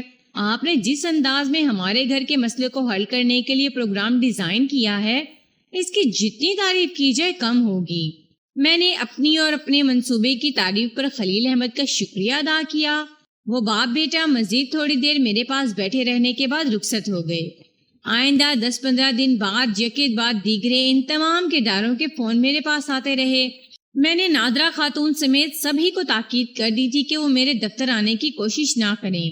ان کی اداکاری سے اچھے برے جو بھی نتائج برآمد ہوں گے وہ مجھے فون پر بتاتے رہیں، اور وہ یہی کام کر رہے تھے. اس کھیل کے نتائج میری توقعات سے کہیں بڑھ کر تھے. یہی سبب تھا کہ ٹھیک 16ویں دن آصف نے مجھے فون کیا. بیگ صاحب سب نبٹ گیا، سب سمٹ گیا. کیا مطلب؟ میں نے پوچھا. آپ کے اسکرپٹ کے جادو نے اثر دکھایا ہے، وہ وضاحت کرتے ہوئے بولا.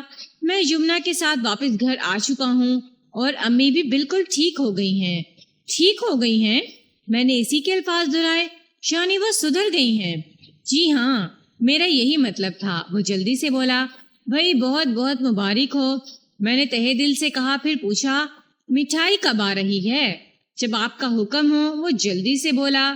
اچھا تو اب مٹھائی کے لیے بھی مجھے ہی حکم دینا ہوگا. میں نے چپتے ہوئے لہجے میں کہا. تمہیں خود کوئی احساس نہیں ہے؟ سوری بیگ صاحب، وہ معذرت آمیز لہجے میں بولا. میں رواداری میں بول گیا تھا. میں یمنا کے ساتھ خود آپ کی خدمت میں حاضر ہو کر مٹھائی پیش کروں گا. یمنا کیسی ہے؟ میں نے پوچھا. بہت خوش ہے. وہ اس کامیابی کا ذمہ دار آپ کو ٹھہرا رہی ہے. آپ کے بنے ہوئے پلان نے نہ صرف یہ کہ ہمارے گھر کو ٹوٹنے سے بچا لیا بلکہ اس گھر کی رونقیں بھی واپس آ گئی ہیں. سب سے زیادہ اہم بات تو یہ ہے کہ امی کا رویہ یمنا کے ساتھ بالکل نارمل ہو گیا ہے. میں نے ان کے اندر بہت ہی نمایاں اور مثبت تبدیلی محسوس کی ہے. بے شک یہ میرا پلان ہی تھا. میں اس ڈرامے کا رائٹر ڈائریکٹر تھا، لیکن آپ لوگوں نے میرے اسکرپٹ کے مطابق اداکاری کر کے اس کھیل میں جان ڈال دی تھی. خصوصاً یمنا کی پرفارمنس لاجواب رہی. آپ بالکل ٹھیک کہہ رہے ہیں بیگ صاحب، وہ تائیدی انداز میں بولا. یمنا اس کھیل کا مرکزی کردار تھی. اگر اس کی پرفارمنس میں ذرا بھی اونچ نیچ ہو جاتی تو بنا بنایا کام بگڑ کر رہ جاتا. مجھے امید نہیں تھی کہ وہ اتنی اسٹرانگ ایکٹنگ کر پائے گی. مجھے اس کے کردار پر فخر ہے. دراصل یمنا کا کردار 2 حصوں پر مشتمل تھا. میں نے ٹھہرے ہوئے لہجے میں کہا، اور دونوں ہی حصوں میں اس نے بڑی جان مار کر اپنے کردار کو نبھایا ہے. اگر تمہیں اس پر فخر ہے تو یہ اس کا حق بھی بنتا ہے. اب ایسی مثالی بیویاں بہت کم دیکھنے کو ملتی ہیں. تم خوش قسمت ہو کہ تمہیں ایسی ساتھ نبھانے والی شریک سفر ملی ہے. مجھے آپ کی بات سے مکمل اتفاق ہے. وہ اس بات میں زبان ہلاتے ہوئے بولا. پھر پوچھا. بیگ صاحب، آپ نے یمنا کے کردار کو 2 حصوں میں بانٹ دیا ہے. ذرا اس کی وضاحت کریں گے؟ میرا ذہن الجھ رہا ہے. دیکھو بھائی، میں نے بڑی رسان سے اسے سمجھانے کی کوشش کی. تم دونوں کی شادی کو 1.25 سال ہوا ہے اور میری انٹری بمشکل 20-22 دن پہلے کی ہے. آپ لوگوں کی زندگی میں میری آمد کے بعد جو کچھ پیش آیا وہ یمنا کی پرفارمنس کا دوسرا حصہ ہے، جس میں یقیناً اس نے اپنی لاجواب اداکاری سے اس کھیل کو کامیاب بنایا ہے. اس کی پرفارمنس کا پہلا حصہ 1 سال کے عرصے پر محیط ہے، جب میں آپ لوگوں کے حالات میں داخل نہیں ہوا تھا. اس حصے میں یمنا نے کون سی اداکاری کی تھی؟ آصف نے چونکے ہوئے لہجے میں کہا. ایک مثالی بہو کی اداکاری. میں نے ایک ایک لفظ پر زور دیتے ہوئے کہا، شمنا کے لیے نادرا خاتون نے جس قسم کے حالات پیدا کر دیے تھے، اس کی جگہ اگر کوئی اور لڑکی ہوتی تو وہ لڑ جھگڑ کر کب کا تمہیں چھوڑ کر جا چکی ہوتی۔ واقعی بیگ صاحب، وہ مضبوط لہجے میں بولا، شمنا نے بڑی ہمت، جرت اور ثابت قدمی سے نابساد حالات کا مقابلہ کیا ہے۔ اللہ تم دونوں کو سلامت رکھے، نظر بد سے بچائے اور مزید اتفاق پیدا کرے۔ میں نے دعائیہ انداز میں کہا، اس قدر اہم شریک سفر کا بہت خیال رکھنا۔ کچھ ہی عرصے کے بعد تم لوگ 2 سے 3 ہونے والے ہو۔ اور ہاں، کون سی بات بیگ صاحب، وہ میرا بیان مکمل ہونے سے پہلے ہی بول اٹھا۔ میں نے گمبھیر انداز میں کہا، نادرا خاتون کو کبھی کسی بھی مرحلے پر یہ راز معلوم نہیں ہونا چاہیے کہ اس کی اصلاح اور سدھار کے لیے ہم نے ایک سنسنی خیز ڈرامہ رچایا تھا۔ وہ گہری سنجیدگی سے بولا، آپ مطمئن ہو جائیں، اس سلسلے میں آپ کو کبھی شکایت کا موقع نہیں ملے گا۔ 2-4 مزید باتوں کے بعد ہمارے درمیان قائم ٹیلی فون گفتگو کا سلسلہ موقوف ہو گیا۔ میں نے ایک گہری سانس خارج کی اور کرسی کی پشت سے ٹیک لگا کر آنکھیں بند کر لیں۔